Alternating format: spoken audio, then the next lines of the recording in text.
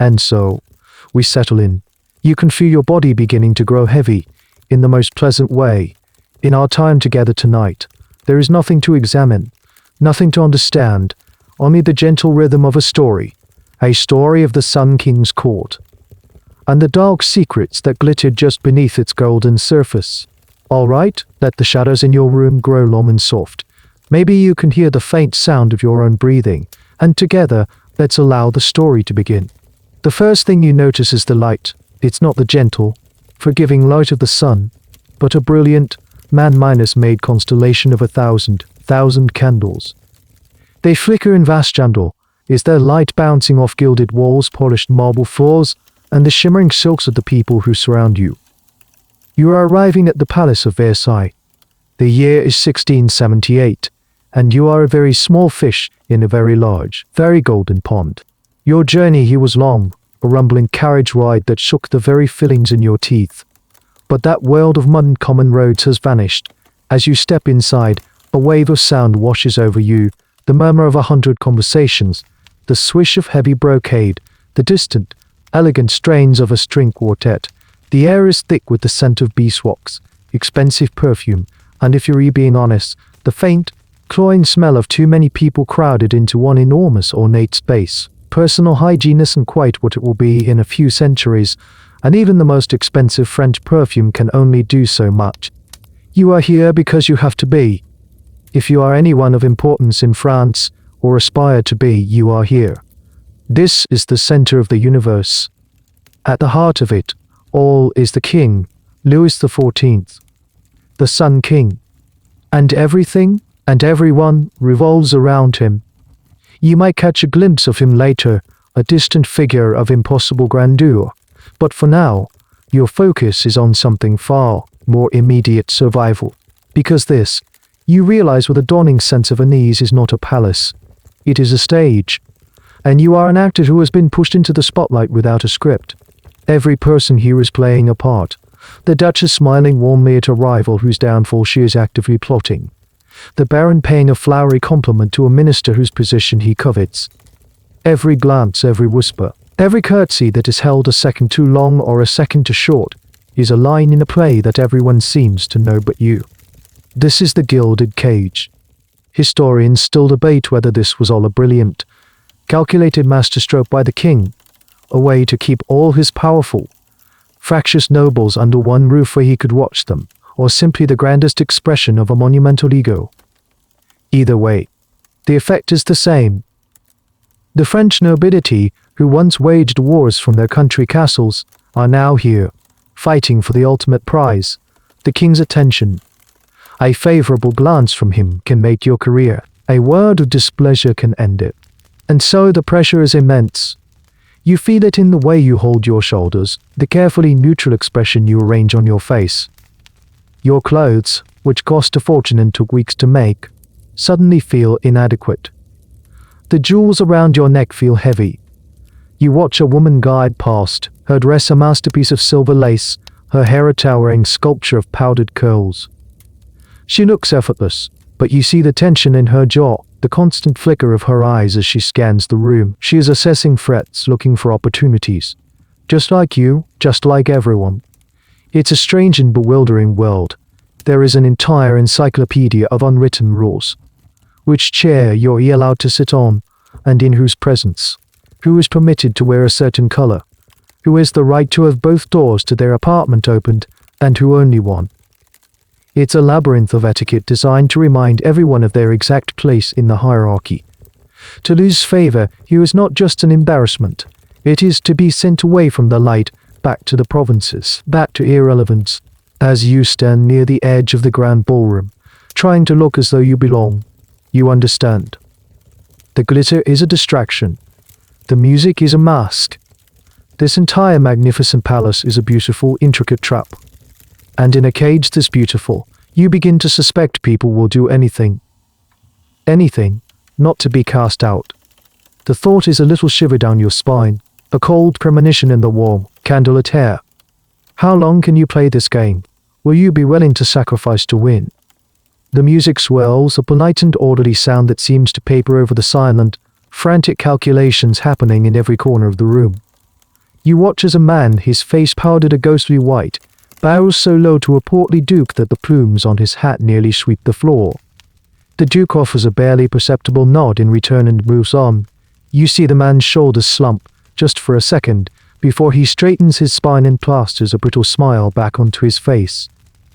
A failed transaction, an attempted connection denied. You are beginning to understand. The currency here isn't the gold coin in your purse. It's something far more volatile. It's proximity. It's notice. It's notice. It's favor, to be seen by the king, to have him ask after your health, to be invited to a private card game. These are the victories that matter, and if it's a brutal 0-sum game, there is only so much sunlight to go round, and if its warmth falls on someone else, you are left in the cold. A promotion for a rival's husband means less opportunity for yours. Another woman being praised for her wit means your own feels dull by comparison. Every success for another is a small, sharp failure for you. You witness a perfect, almost comical illustration of this a little later. Your in one of the Queen's salons, a smaller, though no less someone new and rising, is granted a singular honor. A servant brings out a small, simple stool, a tabouret, and places it near the Queen. The Baroness is invited to sit. To you it looks like a simple courtesy. To everyone in this room, it is a political earthquake. This is the famous droit de tabouret, the right of the stool, a privilege granted to only the most high-ranking or favored ladies. To be allowed to sit in the presence of the Queen is a declaration of immense status. You watch the face of a duchess nearby. Her expression is a carefully constructed mask of polite indifference, but her knuckles are white where she grips her fan. The Baroness has, in this moment, surpassed her, and the Duchess, for all her ancient titles and vast wealth, must remain standing. It's a tiny, domestic scene, but the envy in the air is so thick you could cut it with a diamond-hilted knife. Historians have long argued about the role of women at court. Were they merely decorative pawns in a patriarchal game, their fates tied entirely to the men they married? Or were they the true masters of this intricate social chess, wielding a subtle but potent form of power through influence, alliances, and information? The truth, as you're beginning to see, is likely somewhere in the murky middle.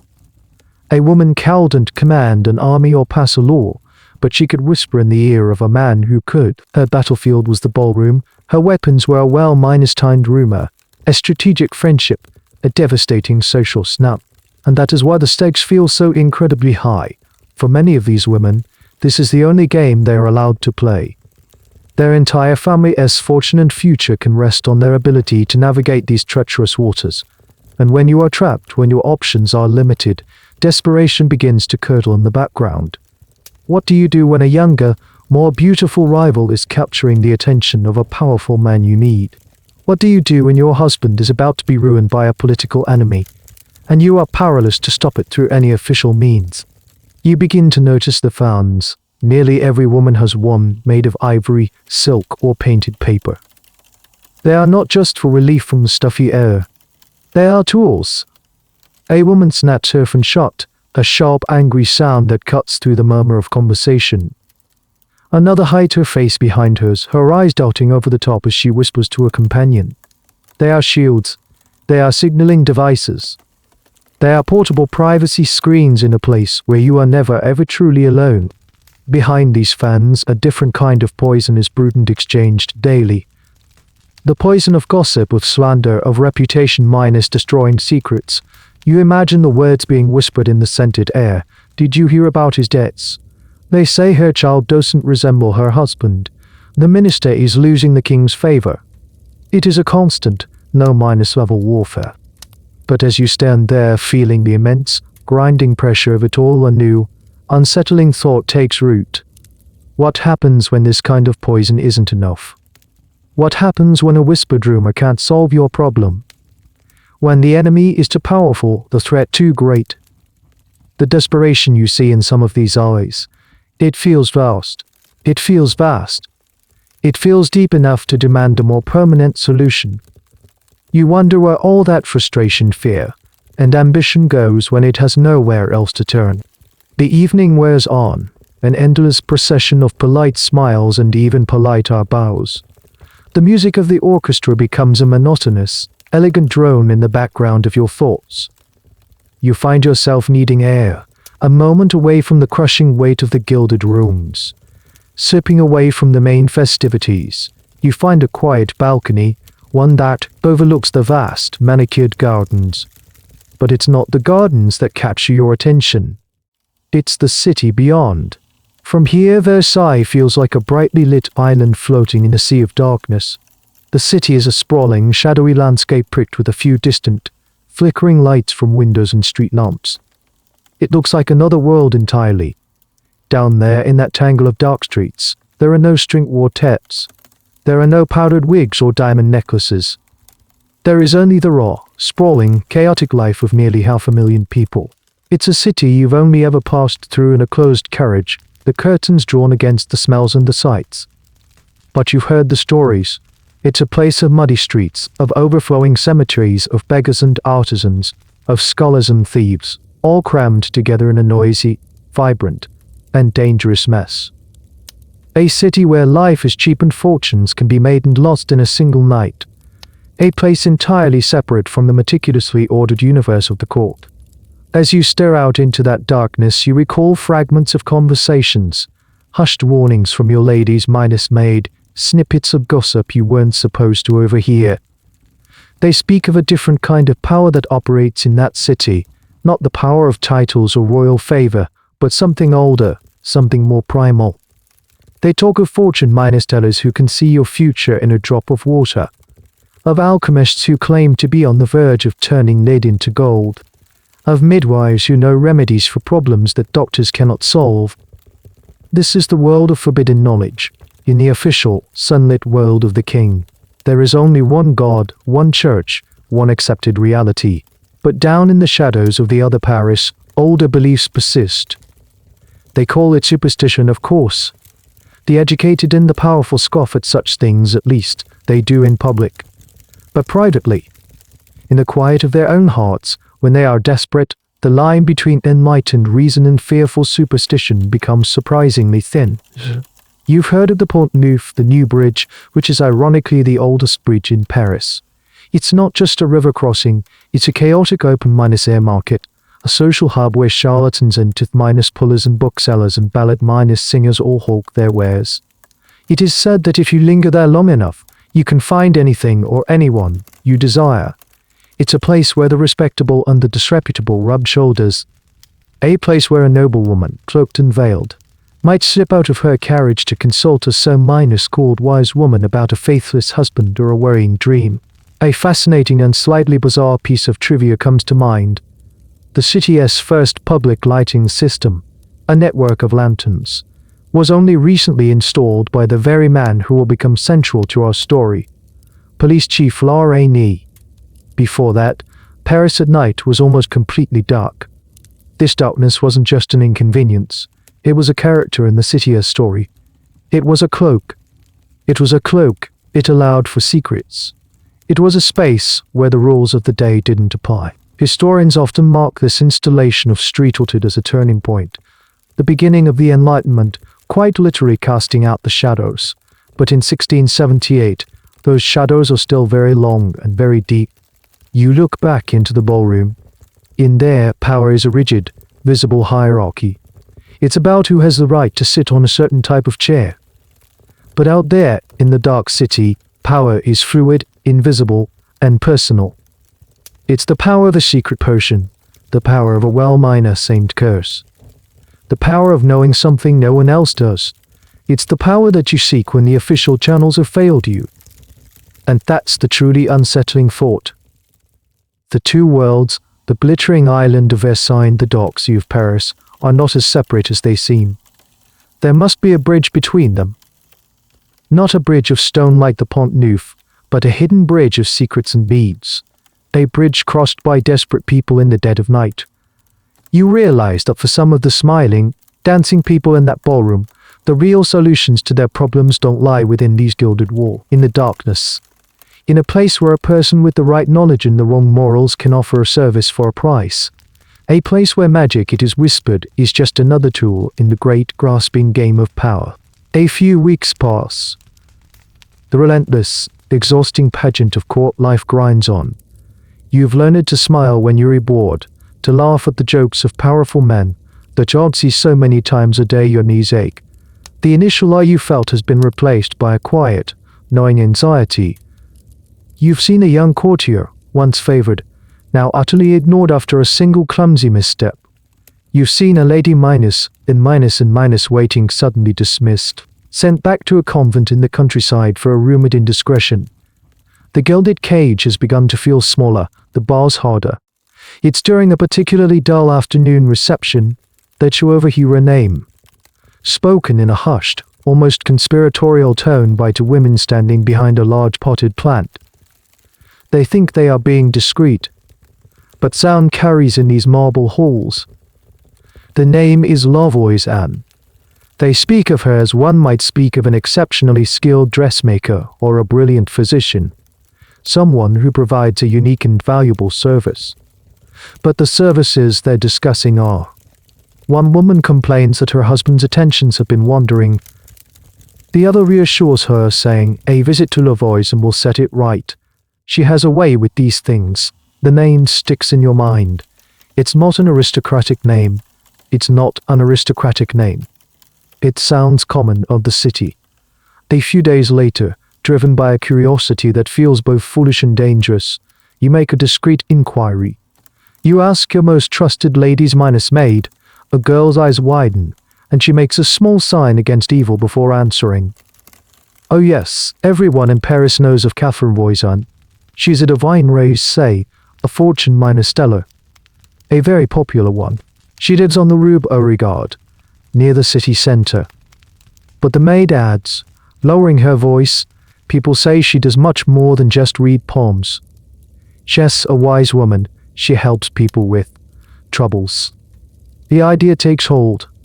It's a reckless, insane impulse, but the pressure of the court has been building, and you feel a desperate need for some kind of answer, some sense of control. You need to see this other world for yourself. And so, one overcast afternoon, you do something unthinkable. You feign a headache, dismiss your attendants, and slip out of the palace grounds in a plain, unmarked carriage, dressed in the simple, dark clothes of a merchant's wife, your face hidden by a heavy veil. The journey into Paris is a descent. The manicured perfection of Versailles gives way to the chaotic reality of the city. The streets narrow, the buildings lean in on one another, and the air grows thick with the smell of coal smoke, unwashed bodies, and cooking food. Your carriage rattles over the Rue Beauregard, and the driver points to a modest, respectable, looking townhouse. This is it. You take a deep breath, your heart thudding against your ribs. But you've come this far. With a final, nervous glance up and down the street, you knock on a humble, dark, painted door. It's opened by a young servant to a waiting room. It's surprisingly normal. It's comfortably furnished, clean and quiet. There are a few other women already waiting, also veiled and silent. One of them nervously taps her foot, the sound echoing in the tense silence. You recognize the expensive cut of her cloak, the glint of a fine ring on her finger. After a few minutes, you are led into a different room. The atmosphere here changes dramatically. The curtains are drawn, and the only light comes from a few candles that cast long, dancing shadows. The air is heavy with the scent of incense and dried herbs. And there, sitting in a large armchair, is a woman. She is not some ancient, withered crone. Catherine Voisin is in her late 30s, with a plump, pleasant face, and remarkably intelligent eyes that seem to see right through your veil. She smiles, a warm, reassuring expression. "Welcome, my child," she says, her voice calm and motherly. "Do not be afraid. Here you may speak of the things you cannot even whisper in the palace." This is her genius. She is not a wild, minor-eyed mystic. She is a brilliant businesswoman, a psychologist, and a master of networking. She projects an aura of empathy and understanding that is completely absent from the cold, competitive world of the court. She makes her clients feel safe, seen and heard. For women who are treated as decorative objects or political pawns, this in itself is a powerful tonic. She asks you to sit, and with a few gentle, probing questions, she begins to unravel the anxieties you've been keeping locked away.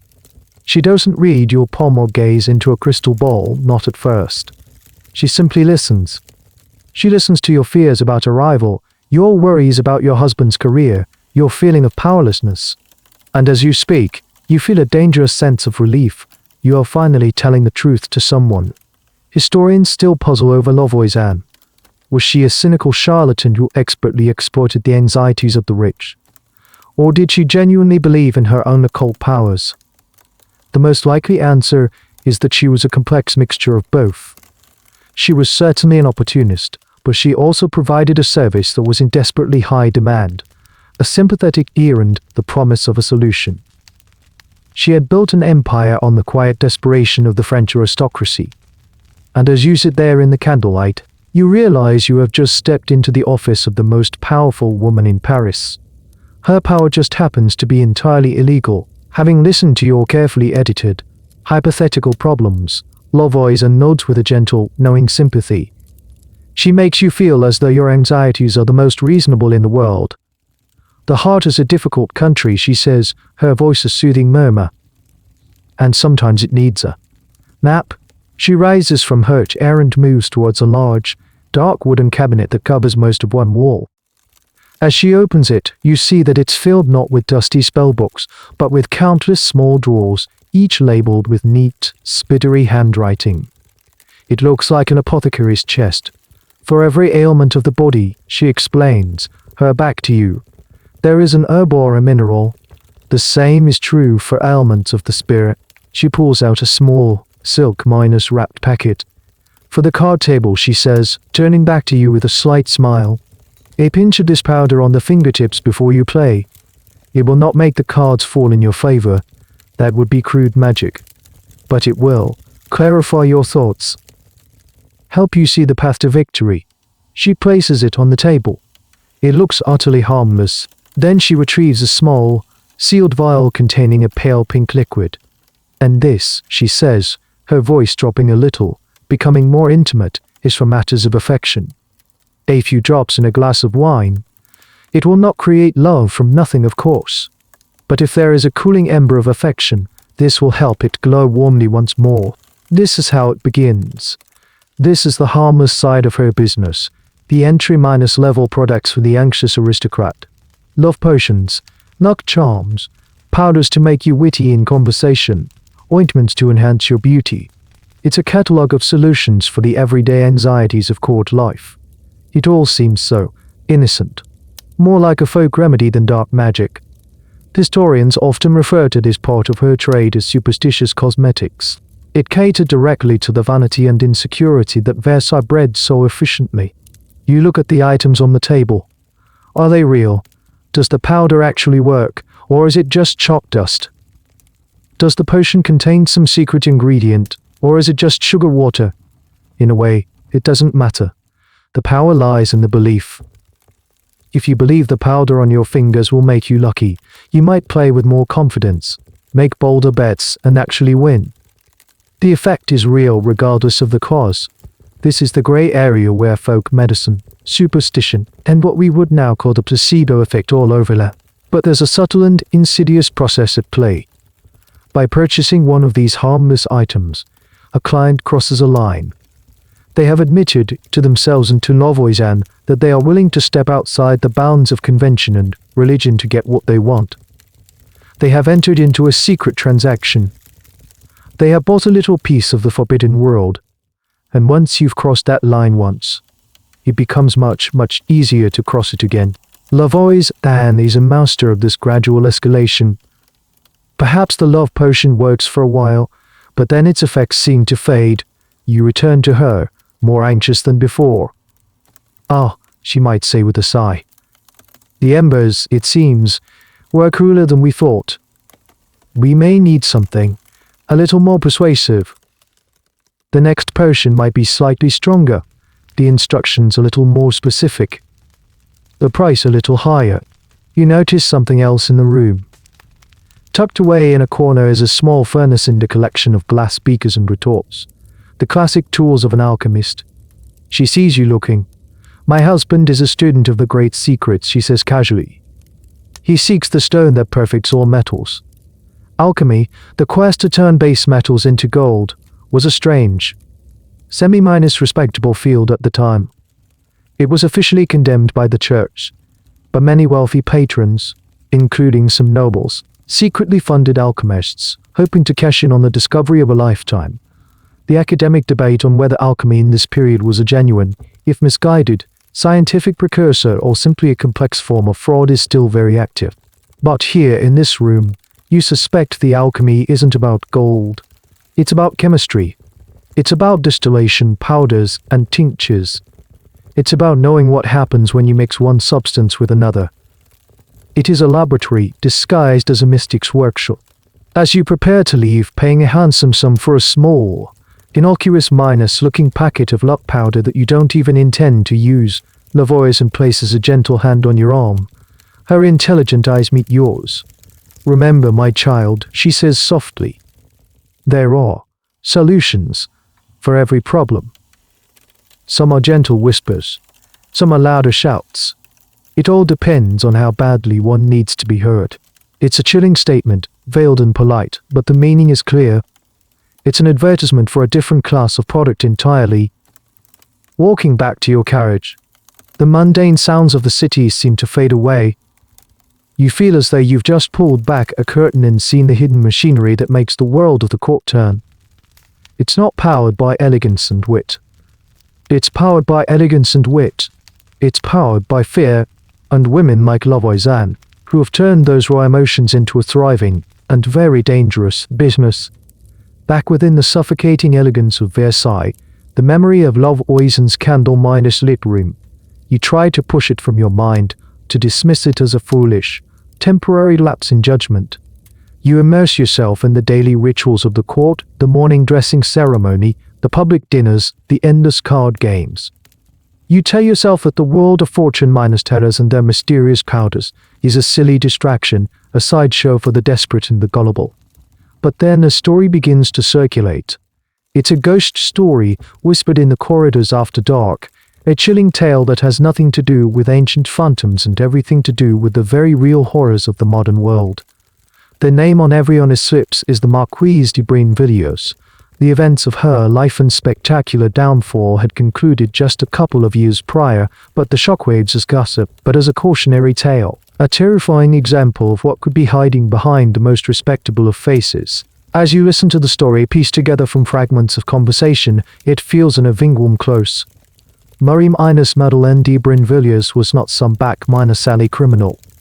She was one of you, an aristocrat born into a noble family, known for her beauty, charm, and impeccable social standing.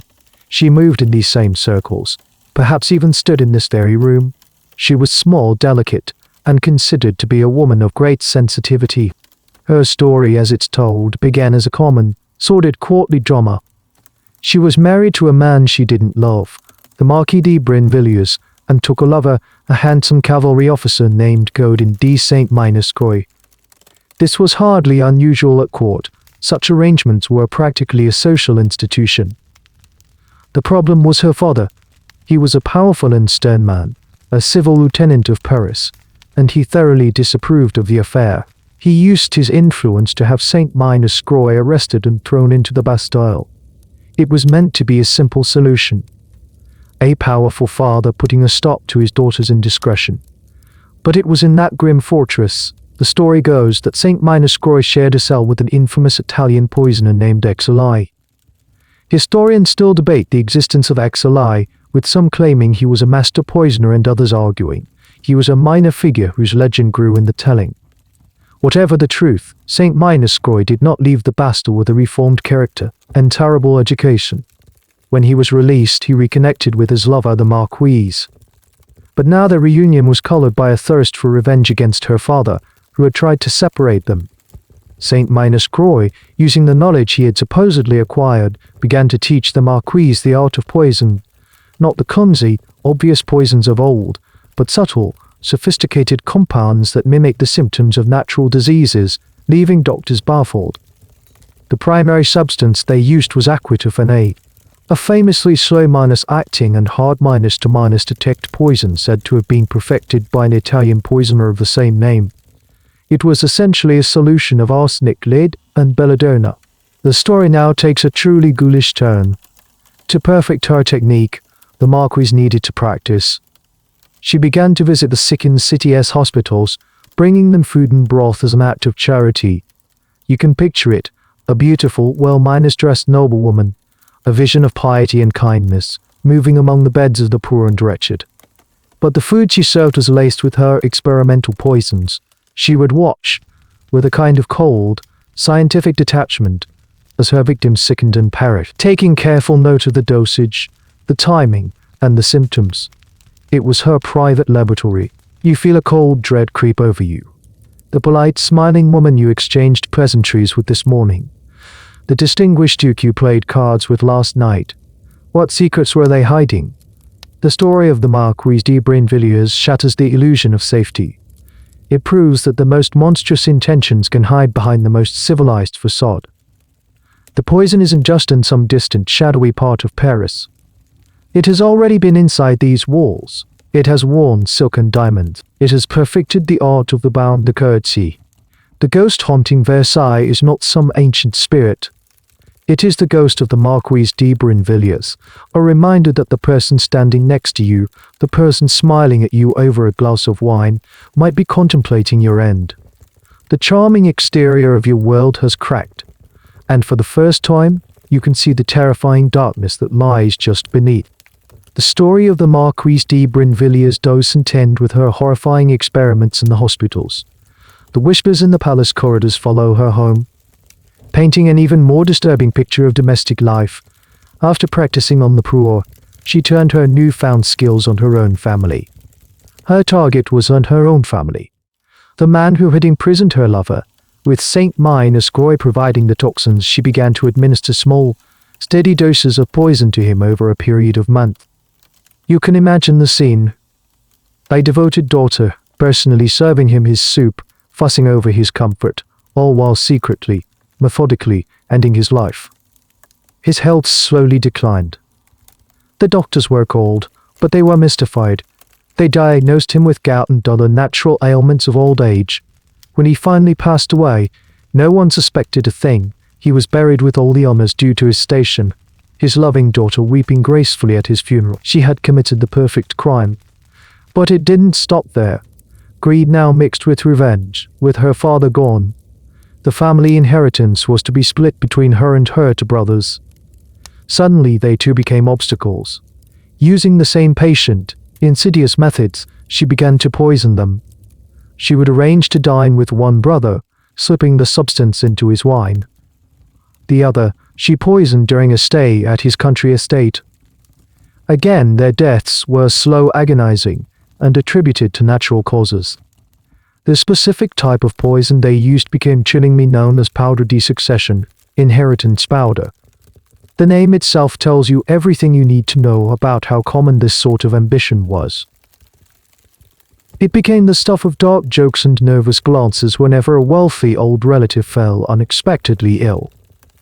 The idea that you could simply remove an inconvenient family member and accelerate your inheritance was a terrifyingly seductive one in a society obsessed with wealth and status.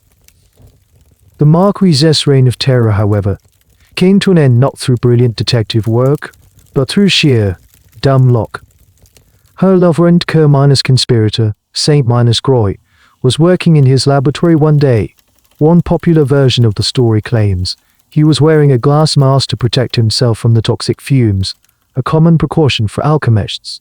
The mask slipped and broke, and he was overcome by the poison he was preparing, dropping dead on the spot. Because he was a man of some standing, officials were called to seal his affairs. They found a small red box. On it was a note, written in Saint Croix's hand, pleading that the box be delivered unopened to the Marquise de Brinvilliers. This, of course, was the most suspicious instruction imaginable. The authorities immediately opened it. Inside, they found a collection of poisons, and, most damningly, the Marquise's letters to Saint Minus-Croix, detailing their plans, their crimes, and her cold minus-blooded ambition in her own handwriting. The conspiracy was blown wide open. The Marquise, realizing she was discovered, fled. She was eventually captured in a convent in Liege, reportedly lured out by a policeman disguised as a priest who pretended to be romantically interested in her. It's a bizarre, almost comical detail in a story of utter horror. This little tidbit, the honey trap set by a course-minus-dressing policeman, is one of those strange historical footnotes that scholars love, though its absolute factual accuracy is sometimes questioned. She was brought back to Paris for a sensational trial. The details that emerged, the poisoning of her family, the experiments on the poor, shocked the nation. For the first time, the dark underbelly of their society was exposed to the light. This wasn't some fantasy. This was real. A high-born woman had used secret, scientific knowledge to murder her own family for money. The verdict was never in doubt. She was sentenced to death. After her execution, her body was burned and her ashes were scattered to the winds. But her ghost, as you've already felt, lingered. Her case revealed a terrifying truth. A secret world of poisoners and their clients existed, operating just beneath the surface of polite society. It proved that a demand for these services existed at the highest levels. And it raised a deeply uncomfortable question for everyone at court. If she did it, who else was doing it? The fear was palpable. And fear, especially the fear of a king, can have very powerful consequences.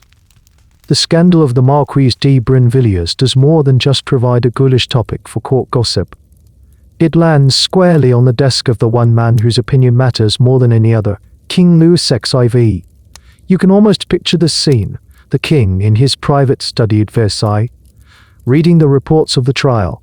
His face, usually a mask of regal composure, darkened. This is more than just a shocking crime to him. It is a direct threat to the very order he has so carefully constructed. The king's entire philosophy of rule is based on the idea of a stable, predictable, divinely ordained hierarchy. He is the sun, and everyone else orbits him in their proper place.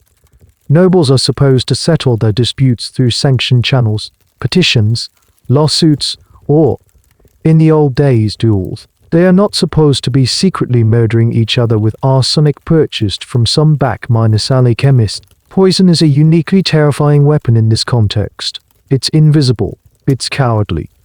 It too can be brought down by a servant. A powerful minister can be eliminated by a rival's wife. It's a democratic form of violence that completely bypasses the structures of power. And if his nobles are poisoning their own fathers and brothers for inheritance, what's to stop them from getting ideas about, say, a finance minister they don't like, or a royal mistress who has the king's ear afire, or, in the most paranoid recesses of the royal mind, the king himself? This fear, a very real and personal one for any absolute monarch, spurs him to action. Louis XVI is not a man to let a threat fester. He decides that the Brinvilliers case is not an isolated incident, but a symptom of a deeper sickness. He is convinced there is a network, a conspiracy of poisoners operating within his kingdom, and he intends to rip it out, root and branch. So, in the spring of 1679, the king creates a new special court. It is given a chillingly theatrical name, the Chambre Ardente, which translates to the burning chamber. The name is a deliberate historical callback. The original burning chambers were special tribunals in the 16th century, set up to prosecute heretics. They were held in a room draped with black tapestries and lit only by torches or candles, giving them a terrifying, infernal atmosphere. The king is sending a clear message: the crime of poisoning is being treated with the same severity as heresy. It is a crime against God and the state. The creation of the Chambre Ardente sends a tremor of anxiety through the court. This is not some dusty, plodding local magistrate's court. This is a royal commission with sweeping powers to investigate, arrest, and interrogate anyone, regardless of their social rank. It operates outside the normal legal procedures, answering only to the king. Its sessions will be held in secret, its findings sealed. There is no jury, only a panel of judges hand-picked for their loyalty and severity. You see the effect immediately. The mood at Versailles shifts. The conversations become more guarded. People who once spoke glibly about the inheritance powders now fall silent. A nervous piety begins to creep into fashion. Who might be listening? What might an offhand comment be misconstrued as? The king has essentially declared war on the shadows, and no one knows where the first battles will be fought, or who will be named as an enemy combatant. The establishment of this court is a classic example of Louis XVI versus power, creating a special tool to deal with a specific problem, bypassing the tangled and often corrupt local legal systems. Some historians see this as a key moment in the development of the modern centralized state, the king asserting his absolute authority over the lives and deaths of his subjects. Others argue it was an overreaction, an instrument of royal paranoia that would soon spiral out of control, its methods becoming as dark as the crimes it sought to punish. For now, all you know is that a new and terrifying player has entered the game. The king has built a furnace to purify his kingdom, and the chamber ardente is its name. As the days grow warmer, a different kind of chill settles over the gilded halls. Everyone is wondering the same thing: who will be the first to be burned? The king has created his weapon, the chamber ardente. Now, he needs someone to wield it. His choice falls upon a man who is, in many ways, the polar opposite of the flamboyant, theatrical courtiers of Versailles. His name is Gabriel Nicolas de Laraigny, and he is, for all intents and purposes, the first modern policeman. You would not be impressed if you saw him. He is not a dashing swordsman or a silver-dunked courtier. He is a middle-aged magistrate, a bureaucrat, a man who prefers paperwork to parties. He is methodical, diligent, and utterly incompetent. He dresses in the sober black robes of his office, a stark contrast to the rainbow of silks and satins that surrounds him. He is the living embodiment of the state's authority, quiet, persistent, and unglamorous. Laraigny had been appointed Lieutenant-General of Police for Paris over a decade earlier, in 1667. Before him, law enforcement in the city was a chaotic, overlapping mess of different jurisdictions. The city guard, the royal watch, the church authorities. Laraigny was tasked with bringing order to this chaos, and he did so with a terrifying efficiency. He is the man who, as you heard, installed the city's first street etude, transforming the dark and dangerous streets. Less visible innovations. He created a network of paid informants. He emphasized the importance of investigation, of gathering evidence, of patient, methodical police work. Now, the king gives him his most important assignment. As the chief prosecutor for the chamber ardente, Laraigny is tasked with uncovering the entire poison conspiracy. He is given immense resources and the authority to pursue his investigation wherever it may lead, even if it leads to the very steps of the throne. You begin to hear his name spoken in nervous whispers. He has a reputation for being relentless. He doesn't care for titles or influence. He cares for facts. He is a man who believes in the power of a written record, a signed confession, a verified witness statement. In an age of rumor and superstition, he is a force of cold, hard logic. You can picture him in his office not in the splendor of Versailles but in the gritty heart of Paris. The room is probably cluttered with maps of the city, stacks of documents, and written reports from his network of spies, who were known colloquially as moches, or flies, because they were everywhere and heard everything. He would sit there late into the night, a single candle burning, piecing together the puzzle. He starts not at the top, with the glamorous aristocratic clients, but the bottom. He knows the conspiracy is like a pyramid. The wealthy patrons are at the peak, but the entire structure rests on a broad base of practitioners in the city, the fortune-minus tellers, the alchemists, the back-minus-alley apothecaries, the midwives who sold charms and potions. He decides to start there, in the world of Lavoisier. His approach is systematic. He doesn't just want to arrest a few key players. He wants to understand the entire ecosystem of this shadow economy. Who supplies the raw materials, the arsenic and the other poisons? Who acts as the go-between? Who recruits new clients? He begins to compile lists of names, cross-referencing information from different informants, looking for patterns and connections. It's a fascinating and chilling intersection of the old world and the new. The crimes themselves, witchcraft, potion minus making, curses, are rooted in medieval superstition. But the man investigating them is using the tools of the modern bureaucratic state. There's a long standing debate among historians about Lorraine-I's own beliefs. Did he, a man of the emerging Enlightenment, actually believe in magic and satanic pact? Or did he view the spells and rituals simply as the fraudulent packaging for the very real crimes of fraud and murder? The evidence suggests he was a pragmatist. He might not have believed a curse could kill a man, but he certainly believed that a poison sold as part of a curse minus for minus hire could. He focused on the tangible crime, letting the supernatural element serve as evidence of criminal intent. As Lorraine begins his work, a new sense of dread descends. This is no longer just the king's anger. It has a face and a name.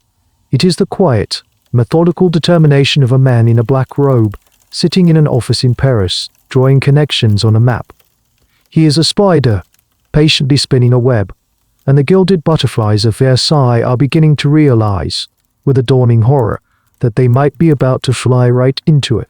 The first tremors are felt not in the glittering halls of the palace, but in the dark, narrow streets of the other Paris. Lorraine's net, woven with informants and patient surveillance, is finally cast, and he doesn't pull it in all at once. He starts by gently tugging at the edges, targeting the small, seemingly insignificant figures on the periphery of the network. The arrests begin as a trickle.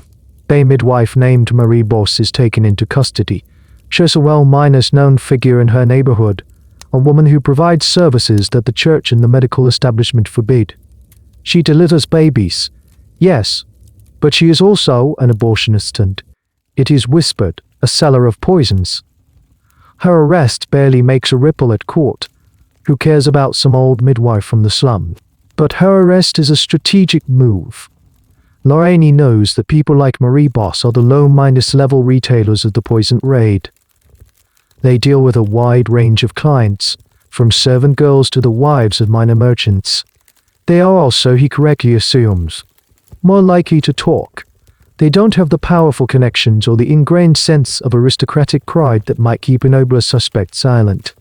The interrogation takes place in the Bastille, the grim fortress minus prison that looms over the city. The methods are persuasive. While the Chamber Ardente had official restrictions on the harshest forms of judicial torture, the threat was ever present. Psychological pressure, sleep deprivation, and the infamous interrogatoire sur la salette. Interrogation on a low stool, a humiliating on a low stool, a humiliating and physically taxing posture to maintain for hours, worse than to practice. The effectiveness and morality of these techniques are, of course, a subject of intense historical debate, but their result in this case was clear. Marie Boss begins to talk, and she doesn't just confess her own crimes. To save her own skin, she starts about her suppliers. She talks about her clients. And she talks about her colleagues. And she talks about her colleagues. She confirms the existence of a whole community of people engaged in this trade. She gives Lorraine the names of other fortune sellers, other midwives, and, crucially, the alchemists who cooked up the more sophisticated chemical compounds. It's like pulling at a loose thread on a vast tapestry. At first you only dislodge a single strand, but as you keep pulling, whole sections of the design begin to unravel. Lorraine is meticulously mapping the entire criminal underworld. He learns about the division of labor. Some people specialized in love potions, others in poisons for rivals, and a select few offered the most blasphemous and expensive services of all. The strange and frankly disgusting detail that emerges from these early interrogations is the common use of a substance called lop-poudre de grappord or toad powder. This was made by placing a live toad in a pot, sprinkling it with consecrated salt, and then slowly heating it until the creature was reduced to a fine ash. This powder, often mixed with other ingredients, like bat's blood or graveyard dust, was believed to be a potent magical ingredient for curses. To Lorraine, the magical belief was irrelevant. What mattered was that this bizarre process often involved adding arsenic to the mixture, making it a very real and very effective poison. He was compiling a sort of criminal pharmacopoeia for you at court, This all still feels very distant. You hear vague rumors of arrests in the city, but it's happening to a different class of people. It's a squalid affair involving grubby, uneducated criminals. It has nothing to do with you. The nobles of Versailles watch with a kind of detached fascination, as if they were reading a particularly thrilling crime novel. They feel insulated by their rank, their wealth, and the high walls of the palace. But you, who have stood in Courtesans' candle-lit room, you feel a prickle of fear. You know the bridge between these two worlds exists. You have crossed it. And you know that the names being whispered in the dungeons of the Bastille are not just those of priests and midwives. They are the suppliers, and every supplier has a list of customers. Narration is patiently working his way up the food chain. The hunt has begun in the gutter, but you have a dreadful feeling you know where it's heading. The name that keeps coming up in the interrogations, the name that seems to be at the center of this sprawling web is Françoise-Athénaïs. The small minus-time players all point to her. She is the wholesaler, the organizer, the charismatic queen bee of this hive of illicit activity. Narration knows he has to move on her, but he also knows she is a much bigger prize than a terrified midwife. She is rumored to have powerful, high-minus-ranking clients. Her arrest could blow the scandal wide open. For Françoise herself, life continues as usual. Her business is booming. The Brinvilliers scandal and the subsequent atmosphere of fear at court has, paradoxically, been good for her. Desperate people do desperate solutions, and she is the premier purveyor of desperate solutions. Her waiting room is filled with veiled ladies from the best families. She throws lavish parties at her home, attended by a strange mix of city artisans, disreputable magicians, and even some members of the minor nobility. She is confident, powerful, and feels untouchable. She has reason to be confident. She has been arrested before on minor charges of fortune minor stelling. But her wealthy clients always pulled strings to get her released. She believes she has an insurance policy in the secret she keeps. Who would dare prosecute her when she could ruin the reputations of half the court with a single sentence? But she underestimates the cold, bureaucratic resolve of Narration and the absolute terror of the king. This is not a minor morals charge. This is the chambre ardente. Her old protections are meaningless. The moment Narration chooses for her arrest is a masterstroke of psychological warfare. It happens on the morning of March 12, 1679. Françoise is on her way to morning mass at a fashionable church. She is a woman who understands the importance of keeping up appearances. A public display of piety is good for business. She is dressed in her finest clothes, a vision of respectable middle-class piety. As she is about to enter the church, her carriage pulls up. A man steps out. It is not some thuggish city guardsman. It is a high-ranking officer of the state, in full, formal attire. He approaches her, bows politely, and informs her that she is under arrest by order of the king. It happens in broad daylight, in front of everyone. There is no secret, pre-minus dawn raid on her home. Narration wants her arrest to be a public spectacle. He wants to show everyone, especially her powerful clients, that no one is beyond the king's reach. The arrest of this supposed sorceress is conducted with all the formal ceremony of arresting a duke. It's a deliberate, theatrical demonstration of the power of the state. Françoise is, for a moment, stunned into silence. Her confidence evaporates. As she is led to the carriage, she is said to have regained some of her composure. One of the more colorful, though possibly apocryphal, stories about her arrest claims that she turned to the arresting officer and said, with a defiant sneer, "Oh, what a haul. If you've caught me, you must have 100 others." It's a boast and a threat, a final, desperate attempt to remind them of the scale of her network and the secrets she holds. The news of her arrest sweeps through Paris and Versailles like a fire. The name that was once whispered in secret is now shouted from the rooftops. At court, a quiet, sickening panic begins to set in. The crime novel everyone was enjoying has suddenly become terrifyingly real.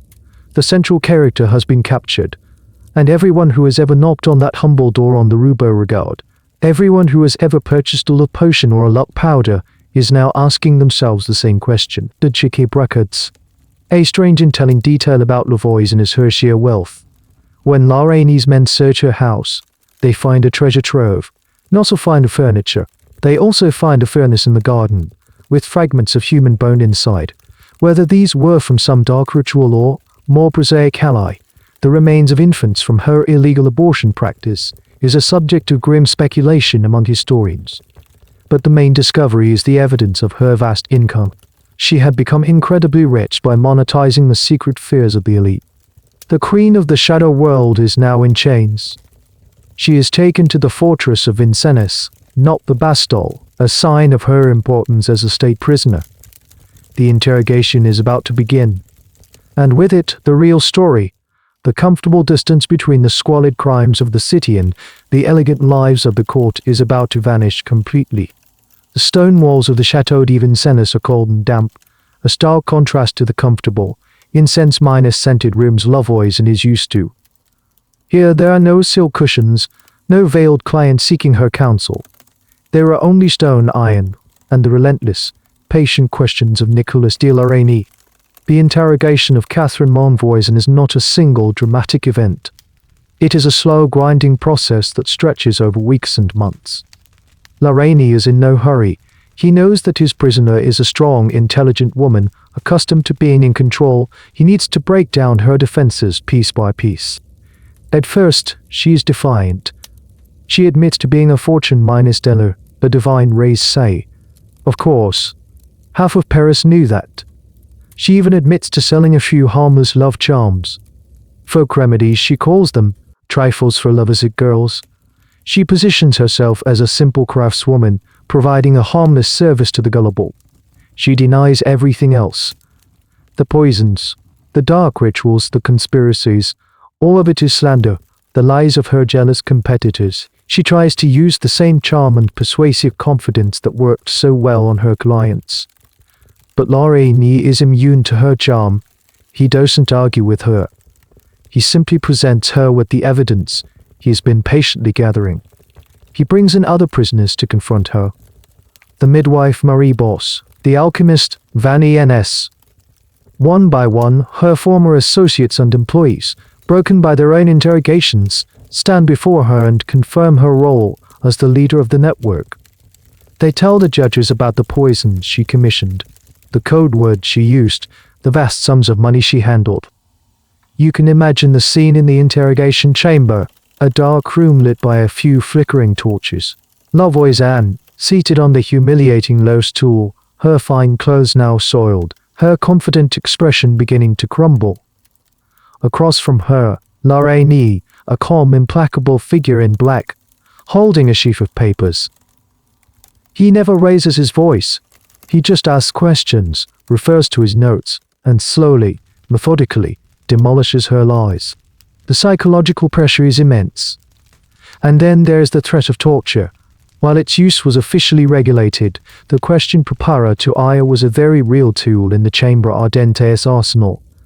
The most common form was the broad quin, or boot, a horrific device where the prisoner's legs were placed between wooden planks, which were then squeezed together by ropes and wedges, shattering the bones. The mere sight of the device was often enough to compel a confession. Historians debate how frequently it was actually applied versus how often it was merely threatened, but for the prisoners the distinction was academic. The fear was constant. Under this combined pressure, Lavoisine begins to crack. She starts by sacrificing her accomplices, confirming their roles in the hopes of minimizing her own, but La Reynie keeps pushing. He is not interested in just the suppliers. He wants the names of the men and women from the court who purchased her wares. This is Lavoisine's last line of defense, her insurance policy. She resists, knowing that as long as she holds those names, she holds a certain kind of power. But as the days turn into weeks, and the cold of the dungeon seeps into her bones, her resolve weakens. She begins to talk, and the names she reveals are staggering. It's not just minor barons and obscure countesses. She names some of the most prominent figures at the court of the Sun King. The Duchess of Bouillon, the Countess of Soissons, Olympe Moncini, who was the niece of the powerful cardinal Mazarin and former lover of the king himself. She names courtiers generals and ladies minus in waiting. With each name, the scandal creeps closer and closer to the throne. She doesn't just provide names, she provides details. She recounts who came to her for what. This one wanted a potion to get rid of a rival for a post. That one wanted a powder to ensure her husband's deaths so she could marry her lover. She describes their visits, their desperation, their willingness to pay any price. The secret diaries of the courts lead to judicial inquiry. The transcripts of these interrogations, which still exist in archives today, are a raw and unfiltered look into the psyche of the 17th-century aristocracy. The fortress walls are meant to keep the prisoners in, but the secrets are leaking out. Whispers of the confessions reach Versailles, and the panic that had been simmering now boils over. The court is thrown into a state of collective paranoia. Every social interaction is now fraught with suspicion. Was the Duchess who just smiled at you one of the names? Is the wine you are about to drink safe? The glittering, confident facade, replaced by an atmosphere of fear, suspicion, and the sickening realization that the gilded cage is filled with predators. As the interrogations grind on in the dungeons, a new and even more disturbing category of crime begins to surface. It goes beyond the worldly sins of greed and jealousy that fueled the poison trade. Lavois and her accomplices, particularly the debauched priest Etienne Gui Bourg, begin to confess to acts of a spiritual, not just chemical nature. They speak of dark rituals, blasphemous ceremonies, and a service they offer to their most desperate and high-paying clients, the Black Mass. You try to picture the scene as they describe it. It does not take place in a grand, ruined church under a full moon. The reality is far more squalid and claustrophobic. The setting is a hidden back room in Lavoisin's house, or sometimes a cellar in a discreetly rented property. The air is thick with the smoke of black candles and foul-smelling incense. The altar is not a stone slab, but the living body of a woman, one of Lavoisin's associates, lying unclothed. The priest Gui Bourg, a man who had been defrosted for his scandalous life, officiates. He is dressed in vestments, but they are embroidered with profane symbols. He recites the words of the Catholic Mass, but he recites them backwards, a classic act of inversion and blasphemy. It is a deliberate, calculated mockery of the most sacred rite of their faith. This is the ultimate service for the truly desperate client. When a simple poison seemed too risky, or when the goal was not to kill but to gain supernatural influence over someone, they turned to this. The theory was that by participating in this ultimate act of sacrilege, they could appeal directly to the devil, petitioning him for favors that God would not grant. The confessions describe the aristocratic clients, cloaked and hooded, kneeling in the shadows of the room. These are not ignorant peasants. These are the educated, sophisticated women of the French court, and they are here in a dirty back room, listening to a disgraced priest chant blasphemies over a naked woman. And then comes the most horrifying part of the ritual. To seal the pact, a sacrifice was required. The confessions, particularly Gui Bourg's, speak of sacrificing infants. He describes holding a newborn baby, often sourced from the city's desperate and unwed mothers, over the human altar. He would then end its life. Its blood would be collected in a chalice, and its entrails used for divination. You feel a wave of revulsion. Could this possibly be true? This is the most contested and debated aspect of the entire affair of the poisons. Many historians are deeply skeptical of these confessions. They argue that stories of infant sacrifice are a classic, recurring feature of moral panics and witch hunts throughout history. It's the ultimate, unthinkable crime, often extracted under duress or torture from suggestible prisoners who are either trying to please their interrogators or have lost their grip on reality. These scholars suggest the priests and judges of the Chambre Ardente, steeped in a belief in Satanism, may have led the witnesses and inadvertently planted these stories in their minds. Other historians, however, argue that we should not be so quick to dismiss the confessions. The accounts are numerous, detailed, and corroborated by multiple, separately interrogated witnesses. They point to the evidence of infant remains found in Lavoisin's garden as physical proof. They argue that for people who already trafficked in illegal abortions and deadly poisons, the step to ritual sacrifice, especially if they believed it would grant them immense power, might not have been as unthinkable as it seems to us today. The academic world remains sharply divided on this point, a grim testament to the difficulty of separating fact from fantasy in historical records shaped by fear and coercion. Regardless of the absolute truth, the confessions of these rituals are what matter to the investigation.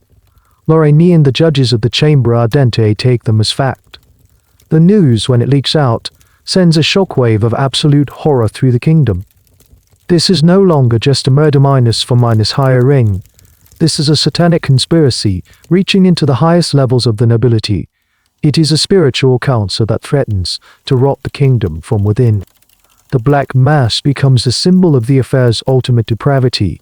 It transforms the aristocratic clients from mere murderers into something far worse, servants of the devil.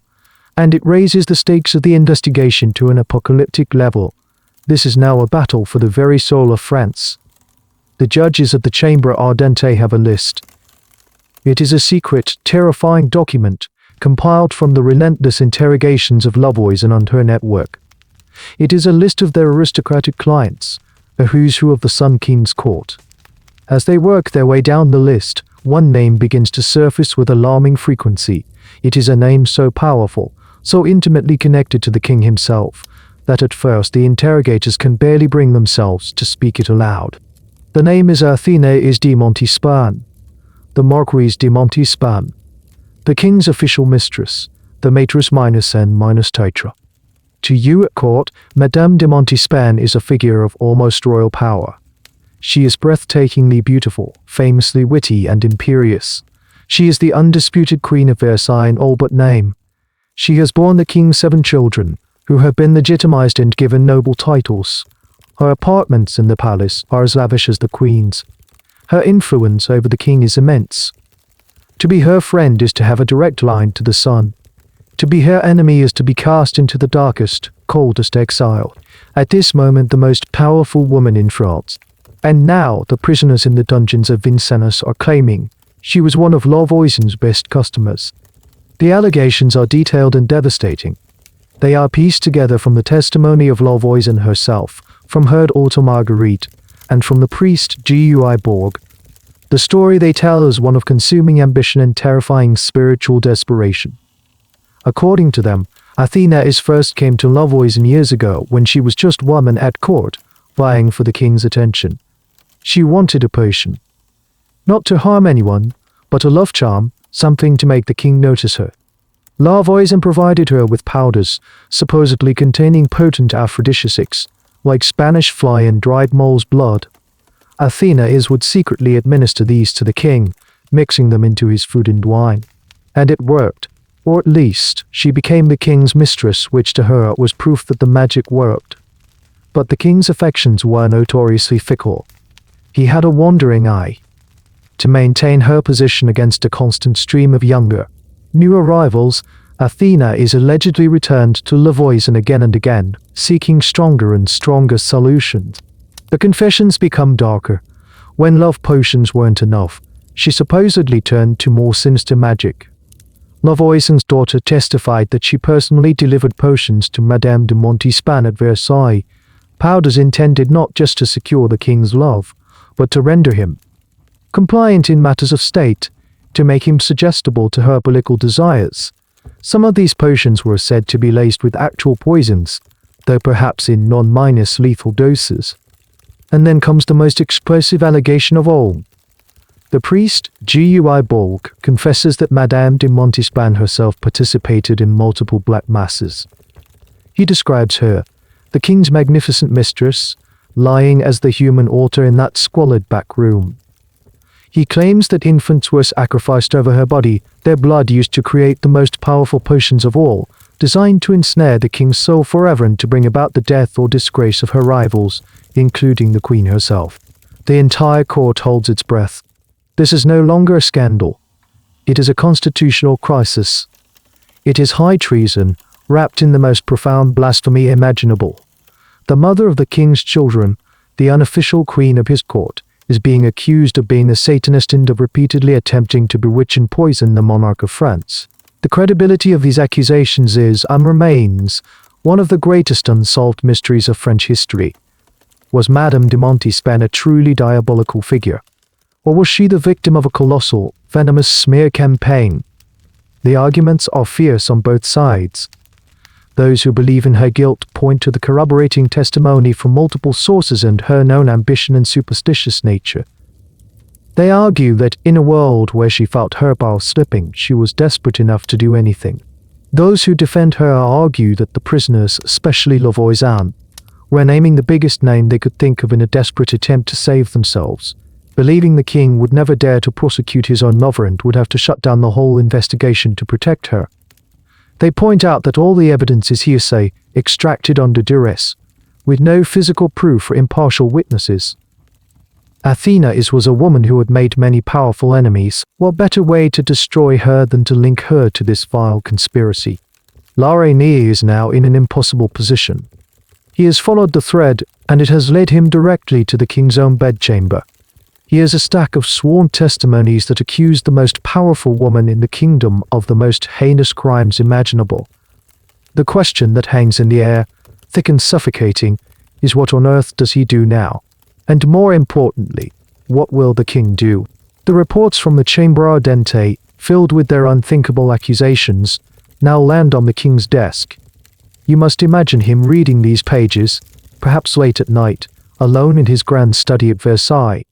The flickering candlelight catches the disbelief, the horror, and then the cold, burning rage in his eyes. This is the ultimate betrayal.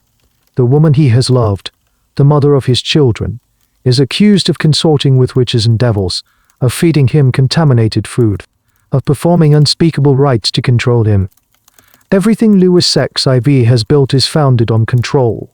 Control over his nobles, control over his own image as the divinely appointed Sun King, the embodiment of reason, order, and Catholic piety. This scandal threatens to shatter that image completely. It suggests that he, the most powerful monarch in Europe, is not a master of his own destiny, but a puppet, his affections manipulated by charms and potions brewed in a Parisian slum. It is the most profound personal and political humiliation imaginable. His first reaction is one of violent fury. He is said to have confronted Athénaïs de Montespan in a private, explosive encounter. We can only guess at what was said. The accusations heard in aisles, the tears, the rage. The very walls of Versailles must have trembled. Her position at court, once so secure, is instantly broken. She is disgraced, though for now, the true reason for her fall from favor is a closely guarded secret. But after the initial rage, the king is faced with a terrifying dilemma. What does he do now? On one hand, there is justice. The evidence, however tainted by its sources, is overwhelming in volume. The Chambre Ardente, the court he created, has followed the trail to this logical, horrifying conclusion. To ignore it, it would be a mockery of the very justice he purports to embody. If he lets Madame de Montespan go unpunished while sending commoners to the stake for lesser crimes, he reveals his law as a sham, applicable only to those without powerful connections. On the other hand, there is the catastrophic reality of a public trial. To formally accuse Madame de Montespan would be to admit to the entire world that the heart of his court was rotten. It would mean dragging the mother of his legitimized children who are now dukes and duchesses, through a public trial for witchcraft and attempted murder. The scandal would not just tarnish his reign, it would destabilize the monarchy itself, a story eagerly repeated by every enemy of France.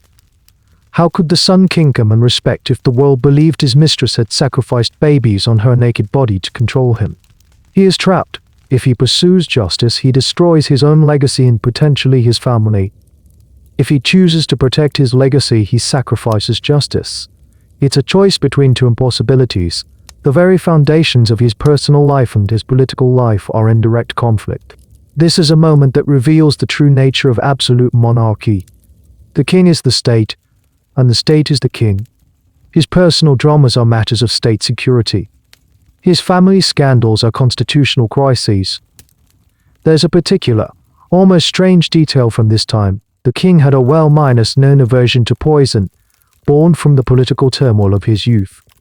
He was famously careful about his food, a caution that now must have seemed horribly insufficient. The idea that the poison wasn't from a political enemy, but from the woman sharing his bed, must have been a unique kind of psychological torment. You see the effect of his turmoil on the whole of Versailles. The king becomes colder, more distant, more devoutly religious. The lavish, decadent parties that Montespan once presided over come to a halt. A new, austere mood settles over the court. The sun seems to have dimmed. Everyone knows something is terribly wrong, but only a few insiders know the true, horrifying scale of it. For weeks the king wrestles with his decision. La Reine and the chamber ardente are waiting for instructions. Do they proceed? Do they arrest a woman who is, for all intents and purposes, a member of the royal family?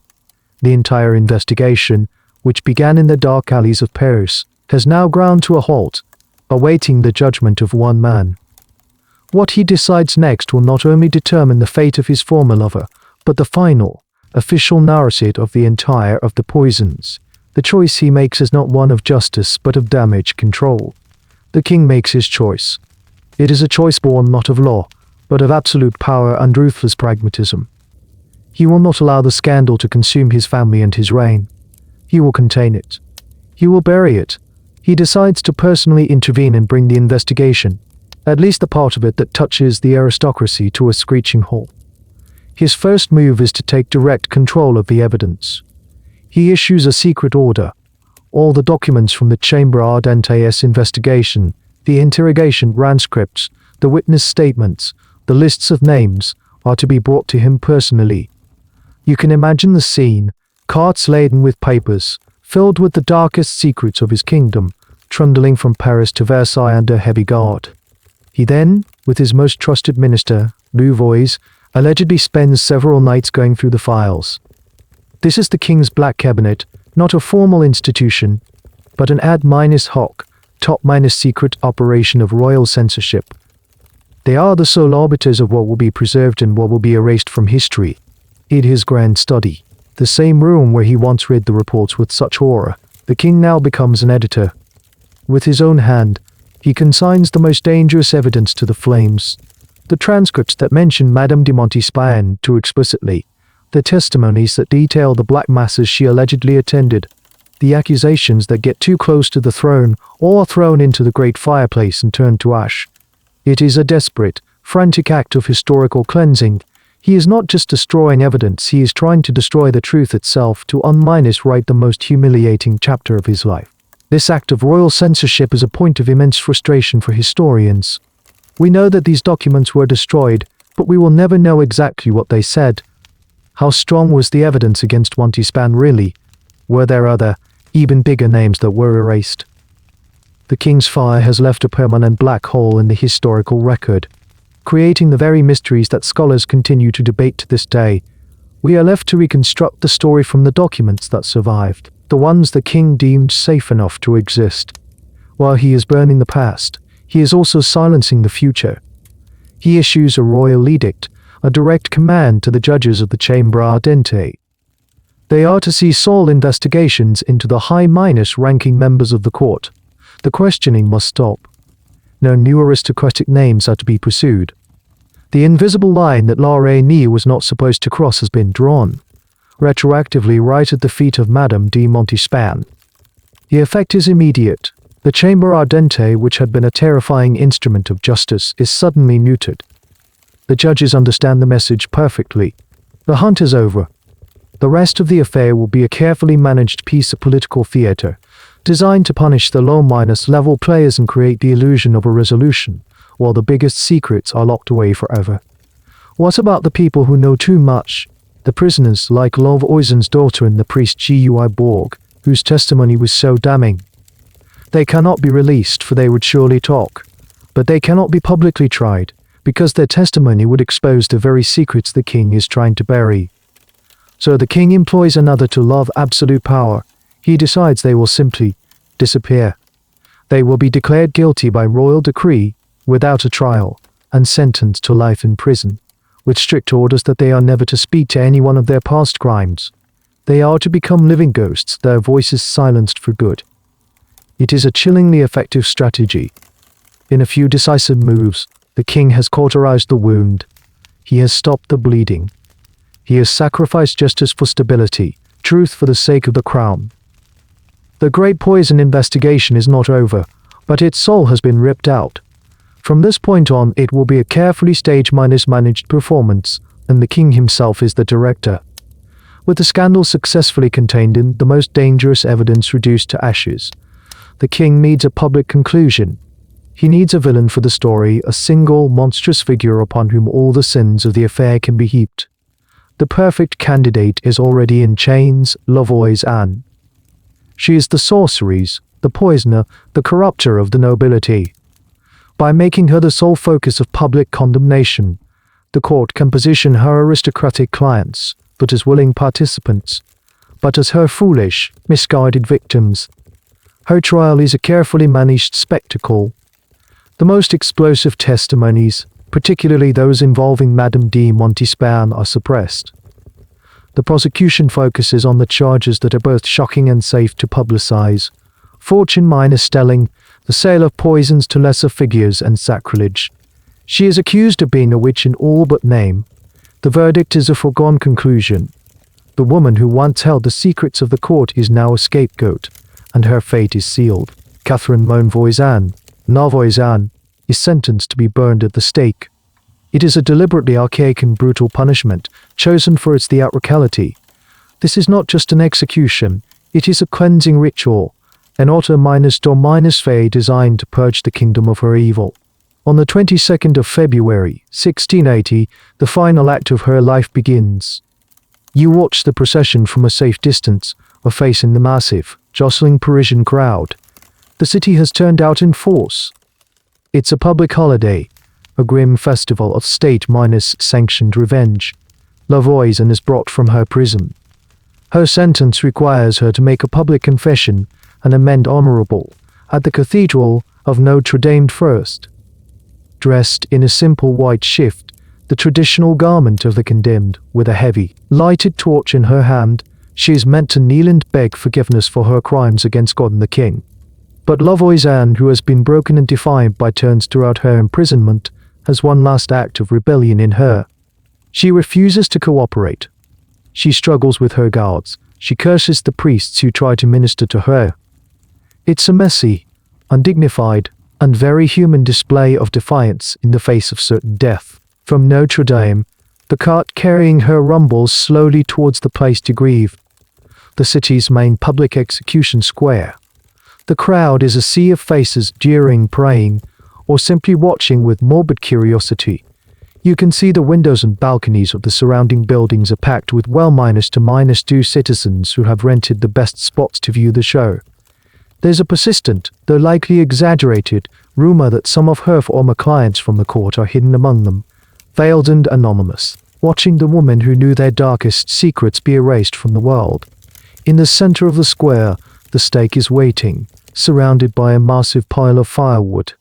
As she is tied to it, she continues to struggle, pushing away the crucifix offered to her. The executioner, trying to be merciful, allegedly attempts to strangle her before the flames reach her, a common practice to spare the condemned the worst of the agony. But she thrashes so violently that he cannot get the garrote around her neck. The torch is put to the wood, the flames catch, and a column of thick, black smoke rises into the Parisian sky. The witch queen of Paris is dead. For the king, it is the perfect ending. The book has been closed. The monster has been slain. The public has had its spectacle, and the fear that gripped the city can now, supposedly, be laid to rest. The execution serves as a brutal and unambiguous warning to anyone else who might be tempted to dabble in the shadow art, that as you turn away from the grim scene, the smell of smoke still in the air, you know that it's a lie. It's a neat, tidy ending to a story that is anything but. Françoise-Athénaïs was the center of the web, but she was not the entire web.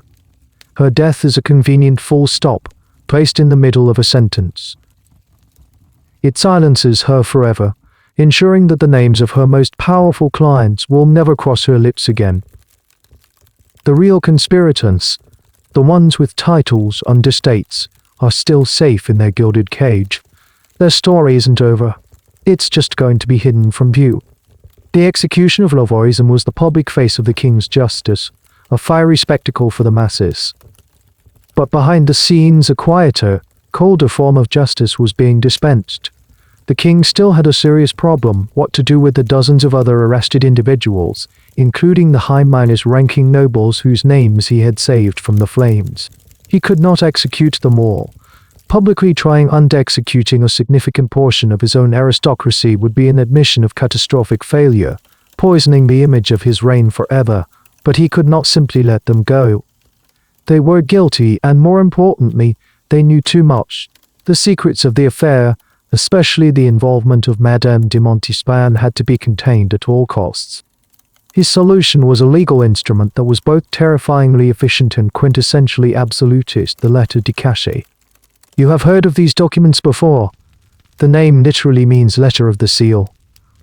It was a letter signed by the king and countersigned by one of his ministers, bearing the royal seal. It was not a normal arrest warrant. It was a direct order from the king, and it was not subject to appeal or review by any court. It could override any law, any privilege. It could override any right. It was the ultimate expression of the king's will, cartelis notre placer, for such is our pleasure. With a simple signature on a piece of paper, the king could have someone imprisoned for any reason, without a trial for an indefinite period of time. It was a tool often used to deal with embarrassing family members, political dissidents, or anyone the king simply wanted to disappear without the fuss of a public legal process. Now Louis XVI turns this tool upon the remaining poisoners and their clients. He, along with his ministers, goes through the list of the accused. For each one, a judgment is made in secret. No defense attorneys, no jury, no public hearing. Just the king and his advisors acting as judge, jury, and executioner, all in one. Then the letters are issued. One by one, the guilty nobles are quietly arrested. There are no public scenes. A captain of the guard might arrive at a duke's residence late at night, presenting the sealed letter. There would be no argument. The duke would simply be escorted to a waiting carriage and taken away. His family might be told he has been sent on a royal mission or has retired to the country for his health. Society would understand the truth, but no one would speak it aloud. He had simply vanished. The letters de cachet specify the prisoner's destination and the conditions of their confinement. They are sent to remote, grim fortresses scattered across the kingdom, places like Pignerol in the Alps, or the Château d'If on an island in the Mediterranean. They are to be held in solitary confinement, often under a false name, to be forgotten by the world. The letters contain chillingly specific instructions. Some prisoners are forbidden from ever speaking to their guards.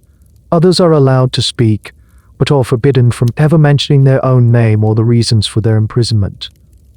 The goal is complete and total isolation and the erasure of their identity. They are to be buried alive in stone in silence.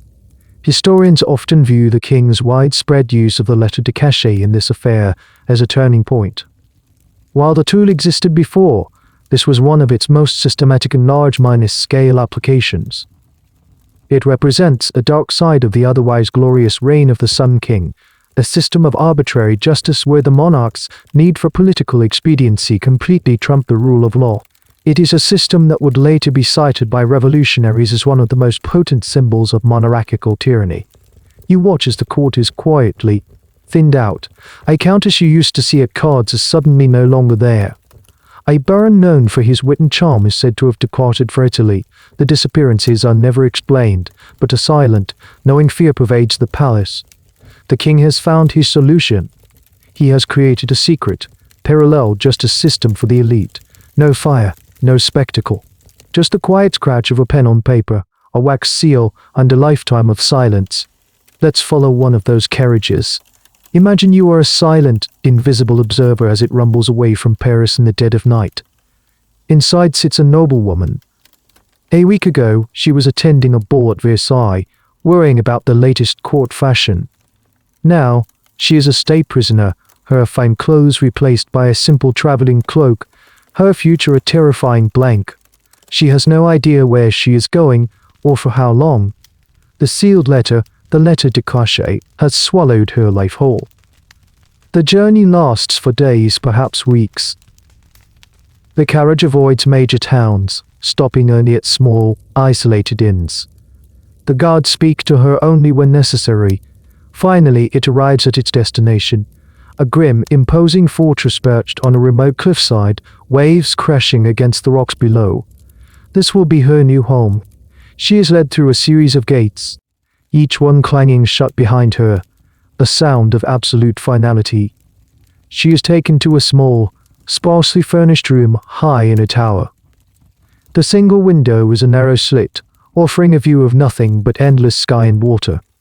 The door is thick oak, with a heavy iron bolt on the outside. This is her stone box. Her life is now reduced to an unvarying, monotonous routine. A guard brings her a simple meal twice a day. She is allowed a book, perhaps the Bible, but no letters, no news of the outside world. The instructions in her lettre de cachet are strict. She is to be held secret, in absolute secrecy and isolation. She may not even know the name of the fortress she is in. Some prisoners were given pseudonyms to be used by their jailers, a final stripping away of their identity. Think of the psychological toll. Every hope you had, every human connection, is severed. The world you knew, the world of music, conversation, intrigue, and laughter, is gone. It might as well be on another planet. You have no trial to appeal, no sentence to serve out. Your imprisonment is indefinite, lasting as long as the king pleases, which likely means until your death. It is a living entombment. There is a strange, almost surreal detail that comes from the records of these fortress miners' prisons. Despite the harshness of the confinement, the state still recognized the aristocratic status of its prisoners. A duke imprisoned by a lettre de cachet might still be served his meager meal on a pewter plate by a guard who was required to address him by his proper title, even as he locked him in his cell. It's a bizarre contradiction, a system that could strip you of your freedom and your future, but not, technically, your rank. This meticulous, almost comical adherence to protocol in the midst of profound injustice is a hallmark of the rigid, hierarchical society of the time. As the years pass, the prisoner in the stone box becomes a ghost. Her family back at court learns not to speak her name. Her property is quietly managed by others. The world moves on without her. Inside the fortress, her days blend into one another, marked only by the changing light at her small window. Decades might pass. The king who imprisoned her might die, but the order remains in effect, and she remains in effect, and she remains in a cell.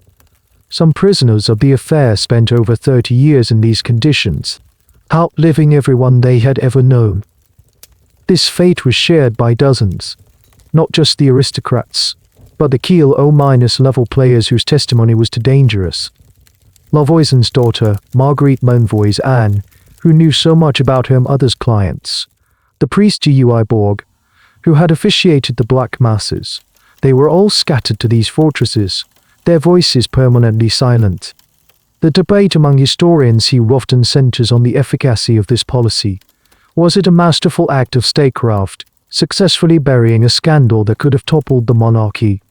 Or was it an act of profound weakness and tyranny, a sign that the king valued his own reputation far more than the principles of justice? There is no easy answer. It was, without a doubt, brutally effective. The affair as a public crisis was over.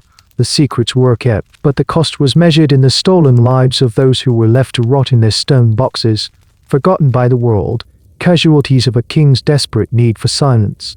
Back at Versailles, the storm has passed. The public execution of Lavois and on the silent, invisible disappearances of the guilty nobles have had their intended effect. The immediate crisis is over, but the atmosphere in the palace has been permanently altered. The fear has receded, but a deep collective trauma remains. The court has seen its own reflection in a dark, distorted mirror, and it cannot unsee the monstrous potential that lurked beneath its polished surface. The king, deeply shaken by the affair and the betrayal of his mistress, leads the way in this new mood. He turns increasingly towards a more sober and devout form of Catholicism, influenced heavily by his morganatic second wife. The pious Madame, lavish festivals and open, celebrated adultery is over. A new age of piety begins. You see the change everywhere. It's a complete shift in the social currency of the court, where once the highest value was placed on wit, glamour, and extravagance, it is now placed on public displays of religious devotion. The most fashionable place to be is no longer the ballroom or the gambling table, but the royal chapel. Attending daily mass, once a duty, is now a social and political necessity. The ladies of the court, who once competed to wear the most daring gowns and the most spectacular jewels, now compete in displays of modesty and piety. Dresses become simpler, necklines higher. Bright colors are replaced by somber shades. Holding a prayer book becomes as important an accessory as holding a fan. You see former rivals, who a few years ago might have been secretly buying potions to harm one another, now kneeling side minus by minus side on velvet cushions, their faces arranged in masks of beatific concentration. Of course, much of this is just a performance, another role to be played on the great stage of Versailles. The ambitions and enmities haven't vanished. They have simply put on a more respectable costume. The gossip behind the fans doesn't stop, but now it's couched in the language of moral concern. I pray for the Countess, a woman might say with a sigh. Her fondness for the card table is surely a danger to her soul. It's the same old game of courtly intrigue, just with a new sanctimonious rulebook. This period is often called the pious winter of the Sun King's reign. Some historians see it as a genuine spiritual awakening for a king confronting his own mortality and the sins of his past. They argue that the horror of the affair of the poisons forced a real moral reckoning upon Louis XIV and his court. Other more cynical historians see it as a masterful rebranding exercise. The king, an expert in public relations, understood that the image of his court had been severely damaged. It had become associated with decadence, atheism, and black magic. The shift to piety was a deliberate, calculated move to restore its reputation. By transforming Versailles into a model of Catholic virtue, he could symbolically purge the sins of the past and present a new, more wholesome face to the world and to God. One of the more peculiar and telling details of this era was the king's campaign against blasphemy and fortune-telling. New, stricter laws were passed. Public swearing was punished and any known soothsayers or sellers of charms in Paris were rounded up. It was a public demonstration that the state was taking control of the spiritual as well as the physical realm. You feel the chill of this new era. The laughter in the halls is a little quieter, the music a little more somber. The bright, dazzling light of the Sun King's court has been dimmed, replaced by the more austere, flickering light of chapel candles. The gilded cage is still a cage, but its inhabitants have learned a hard lesson. They have learned that there are lines that cannot be crossed, secrets that cannot be kept, and that the king's wrath, when finally roused, is absolute. The party is over. It is time to pray. Years pass. The memory of the affair begins to fade, deliberately pushed into the background by the sheer, grinding spectacle of royal life. The Chambre Ardente is officially dissolved in 1682, its work declared complete. The king moves on to other concerns, wars, treaties. The construction of the Grand Hall of Mirrors. The story of the poisoneress becomes just that, a story, a dark fairy tale whispered by grandparents to frighten naughty children. But something fundamental and lasting has emerged from the ashes of Lavoisin's pyre and the cold silence of the fortress prisons. Amidst the chaos of superstition, murder, and royal panic, the investigation itself, led by the methodical Gabriel Nicolas de la Reynie, has inadvertently laid the groundwork for a profoundly modern institution, the professional police force. Before la Reynie, the concept of a police force as we know it didn't really exist. Law enforcement was a reactive, often brutal, and disorganized affair. The city guard might break up a riot or catch a thief in the act, but the idea of a state-sponsored body dedicated to the prevention of crime and the investigation of complex conspiracies was revolutionary. Think about the methods la Reynie employed. He didn't just wait for accusations to come to him.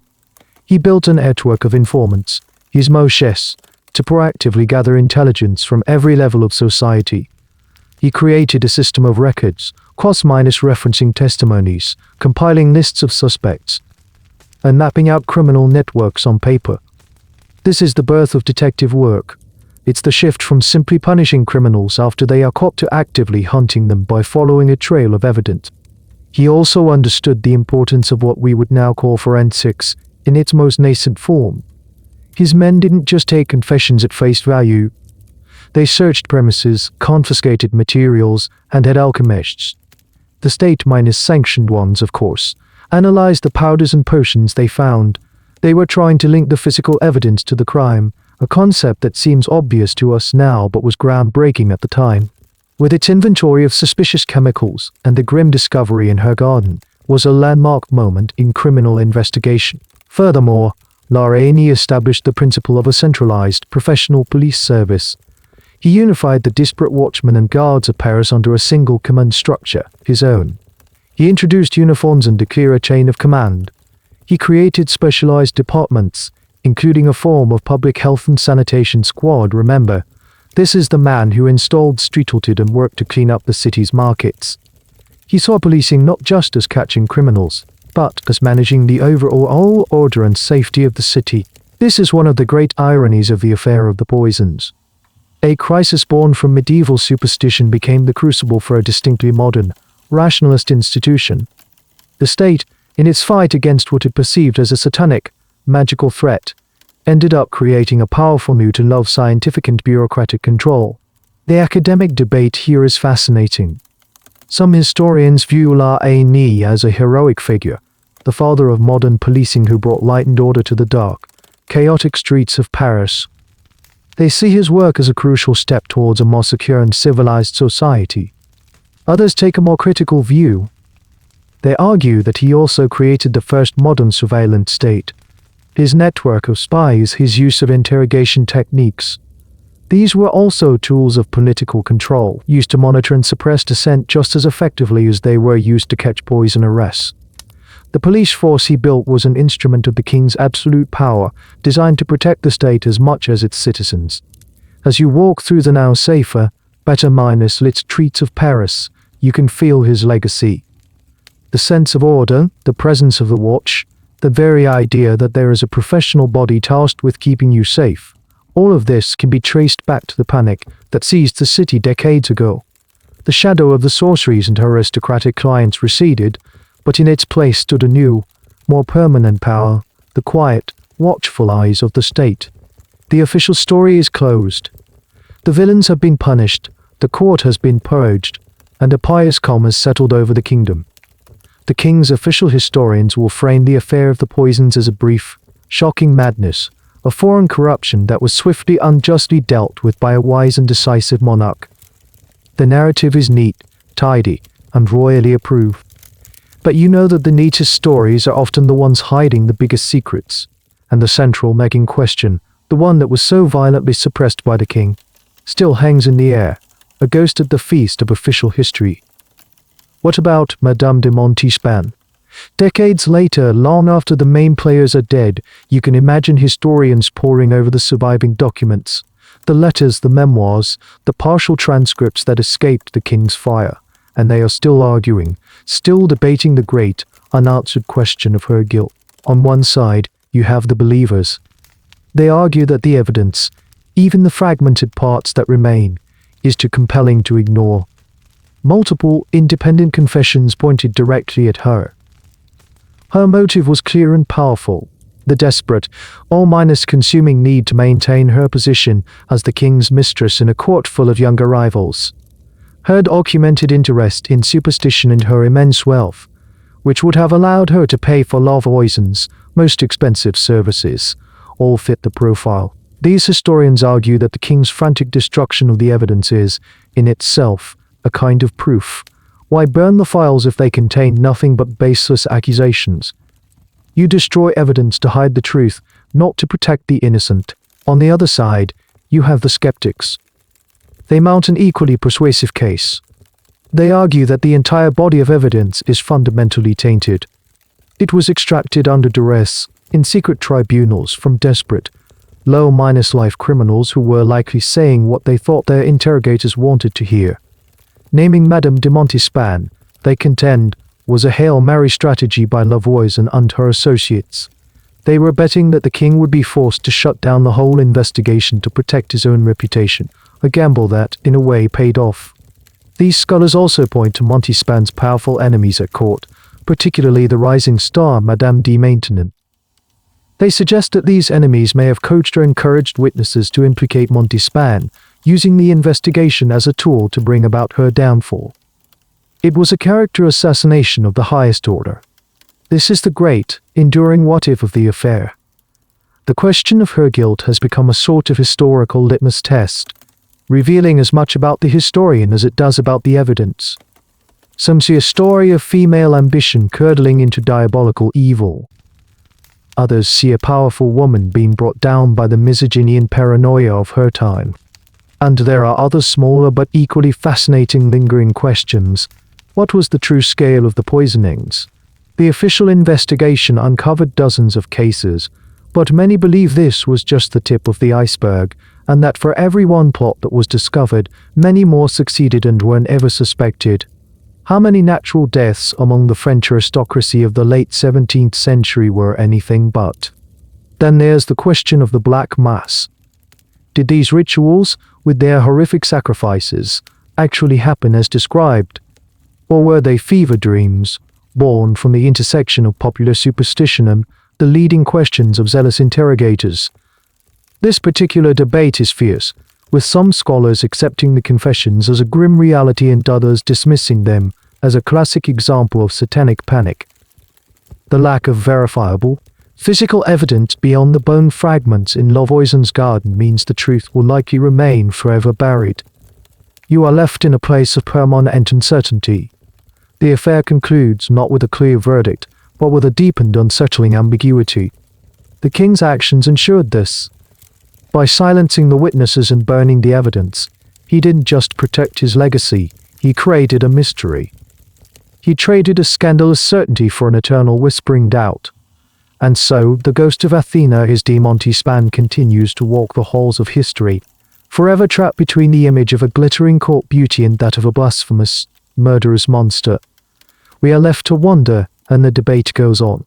Let's for a moment step away from the grand dramas of the court and the dungeons, and look closer at the actual tools of this dark trade. What exactly was in those little silk packets and sealed vials that Lavois and her colleagues were selling?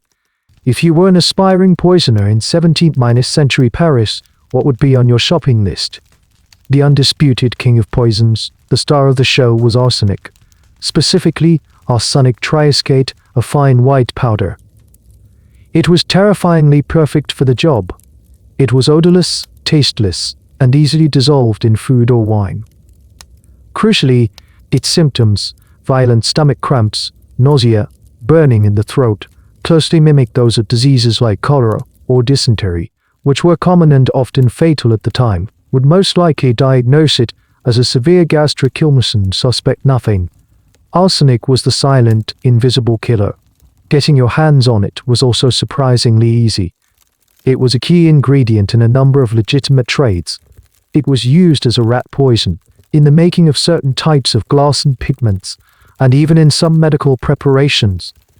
An alchemist or an apothecary could acquire it without raising too much suspicion. It became so notoriously associated with foul play that it earned the grim nickname you heard before, powdery succession, the inheritance powder. But arsenic was just the beginning. The truly sophisticated poisoner had a much wider palette.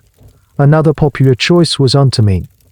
It induced severe vomiting and, like arsenic, its effects could be mistaken for natural illness. It could be administered over time in small doses to create the impression of a long-wasting disease. Then there were the plant-based toxins. Aconite, also known as wolfsbane, was a fast-acting and potent poison. Belladonna, or deadly nightshade, was another favorite. Its name is a perfect illustration of the era's strange relationship with these substances. Belladonna means beautiful lady in Italian. Women used diluted drops of it as a cosmetic to enlarge their pupils, which was considered attractive. In a higher dose, however, it was a deadly poison, causing hallucinations and paralysis. The line between a beauty product and a murder weapon was dangerously thin. And of course there were the more esoteric and frankly bizarre ingredients, born from the strange intersection of folk magic and primitive chemistry. You've already heard about the infamous toad powder, a gruesome concoction of baked toad and often arsenic. But the confessions and alchemical texts of the period list a whole host of other charming materials. There was Spanish fly, an irritant made from crushed blister beetles, widely believed to be an aphrodisiac, but which was also highly toxic and could cause kidney failure. There were powders made from dried moles, the blood of bats, and most grimly, the dust collected from human bones, often sourced from graveyards. This is where the line between a chemical poison and a magical potion completely dissolves.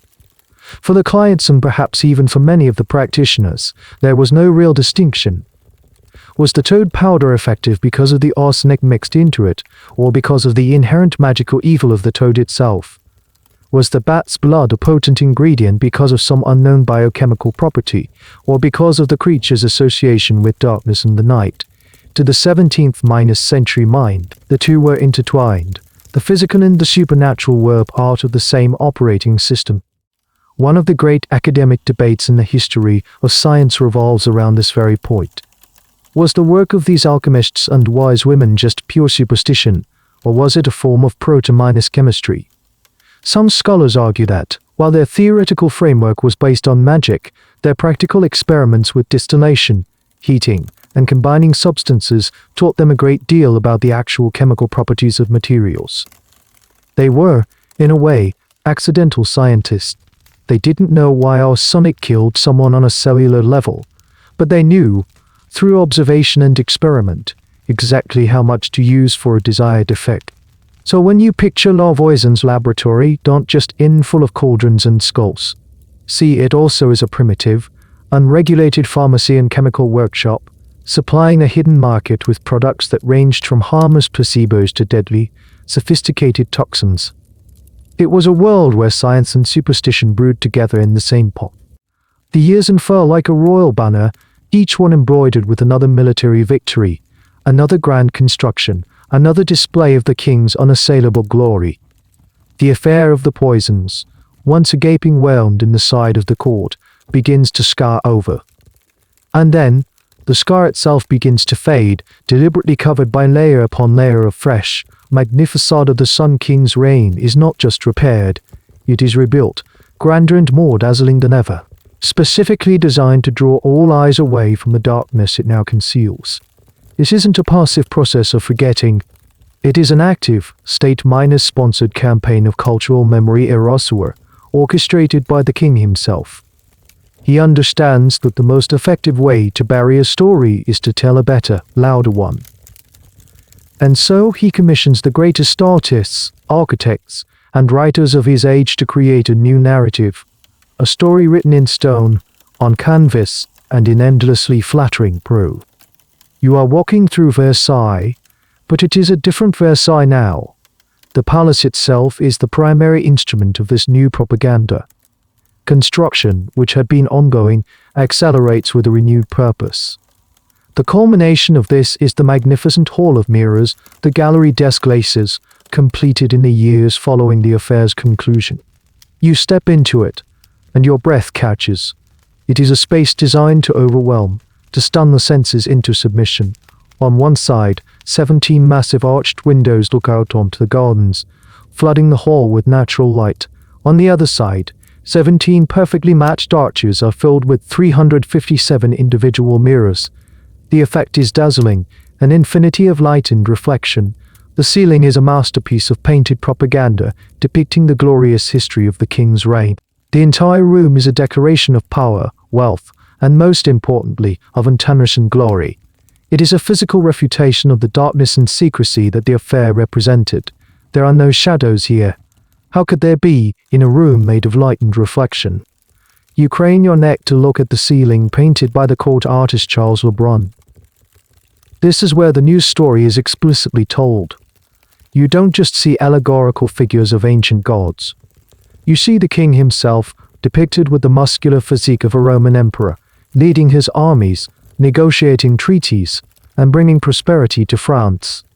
One of the most audacious details is that these scenes from his own life are presented with the same epic grandeur as the myths of Apollo or Hercules. The message is clear, and not remotely subtle.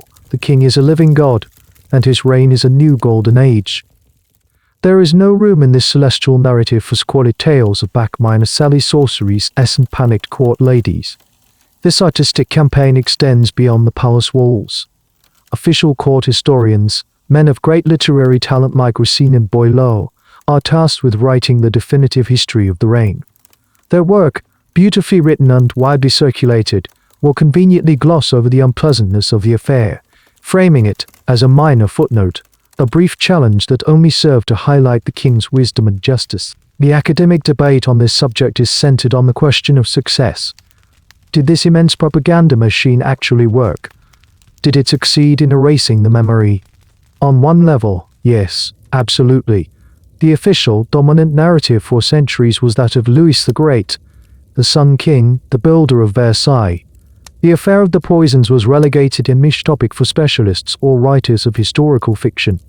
The brand was overwhelmingly successful. However, other historians argue recent memory so profound, it simply goes underground. They point to the secret memoirs, the private letters, and the diplomatic reports of foreign ambassadors from the period. In these private documents, the affair is still discussed. The rumors about Montespan still whispered. The official story was for public consumption, but the elite of Europe knew and remembered the truth. But those who lived behind it knew it was just that, a facade. As you stand in the Hall of Mirrors, the setting sun streaming through the windows and catching in 1,000 reflections, you can feel the immense power of this manufactured reality. It is beautiful. It is convincing. It is almost enough to make you forget the cold stone of the fortress prisons, the smell of smoke in the place de Grève, the desperate whispers in Love Oisen's candle-minus-lit room. Almost. The glory of the Sun King's reign is a blinding light, but now you know that its primary purpose is to cast the deepest of shadows. The great pageant has ended. The actors have all left the stage, their costumes and their secrets turned to dust. The king, the mistress, the policeman, the witch, they are all gone now, silent figures in the vast, quiet museum of the past. All that is left is the stage itself. The Palace of Versailles. Imagine you are there now, long after the tourists have gone home.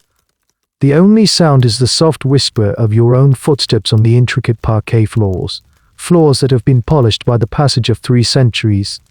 Moonlight, cool and silver, streams through the tall windows, painting long rectangles of light on the walls, catching the ghostly shapes of furniture draped in white dust cloths. You find your way back to the Hall of Mirrors. In the daytime, it is a place of overwhelming light and life, but now, at night, it is transformed. It is a still, silent, enchanted cavern. The moonlight strikes the hundreds of mirrors, but it doesn't create a dazzling glare. Instead, it creates a deep, shimmering, underwater world of soft blues and silvers. It is profoundly quiet. A quiet so deep you feel you can hear the palace breathing around you. You walk to the center of the hall and look at your own reflection. The glass is old. It was made by Venetian artisans, a marvel of its time, but it is not the perfect, flawless glass of our modern age. It ripples. It has imperfections. And in the strange, silvery light, your own reflection seems to waver, to distort slightly, as if the glass is holding on to the memory of all the other faces it has reflected. Historians can give you the dates, the treaties, the tax records. They can tell you how many mirrors are in this hall and how much they cost. But can they measure the weight of an echo? Can they quantify the residue of 300 years of hope, ambition, fear, and despair? This is a question that history books cannot answer. A debate that happens not in universities, but in the quiet of a place like this. Do places hold memories? As you stand there, you let your eyes drift out of focus. You can almost see them. The ghosts, not as terrifying spirits, but as faint impressions left on time. You see the shimmering image of the king, walking this very floor, his face a mask of cold fury, the damning confessions burning in his private study. You see the reflection of Athénaïs de Montespan, her beauty still radiant, but her eyes wide with the terror she cannot show to the world. You see the dark, sober shape of La Reine, a shadow among the glittering courtiers, his mind methodically connecting the threads of a conspiracy that would have remained invisible to anyone else. And if you listen very, very closely, you might imagine you can hear the faintest whisper, a sound that doesn't belong in this opulent hall. It's the whisper of a fortune minus teller in a candle minus lit room promising a solution. It's the rustle of a secret letter. These are the sounds that this grand, glorious palace was built to silence. This entire hall, with all its light and its gold, was the king's final, desperate attempt to shout down those whispers, to blind the world to the darkness he knew was hiding just behind the glass. The whispers fade, leaving only the profound silence of a moonlit hall. The story is over. The evidence has been burned, the witnesses silenced, the memories buried under a mountain of gilded propaganda. And yet, something remains, a feeling, a question, a quiet understanding that the most beautiful surfaces often hide the deepest secrets, and that the ghosts of the past are never truly gone. They just wait, silent and patient, in the Hall of Mirrors. And so the palace fades. The moonlight on the marble floor softens, dissolving into the gentle darkness of your own quiet room. The story is told. The weight of it, the glittering secrets and the heavy stones of its prisons, can all be set down now. You can let it all go. Each word from now on is simply a soft echo, growing quieter and more distant, with nothing important to hold on to. The great historical dream is over, making way for your own. Imagine the path we have walked together, through the gilded halls and the dark city streets, has now come to an end in a soft, quiet meadow. There is nothing left to do, nothing to figure out. The journey is complete. You can simply rest here, in this peaceful place, feeling the gentle pull of a deeper, more personal slumber. Let the silence that follows be a soft blanket, covering you in warmth and peace. There is nothing left to do at all but rest. Our journey together tonight ends here, in this quiet place. Should you need another tale to accompany you further into rest, my library of stories is always open for you. May your dreams be kind. Good night.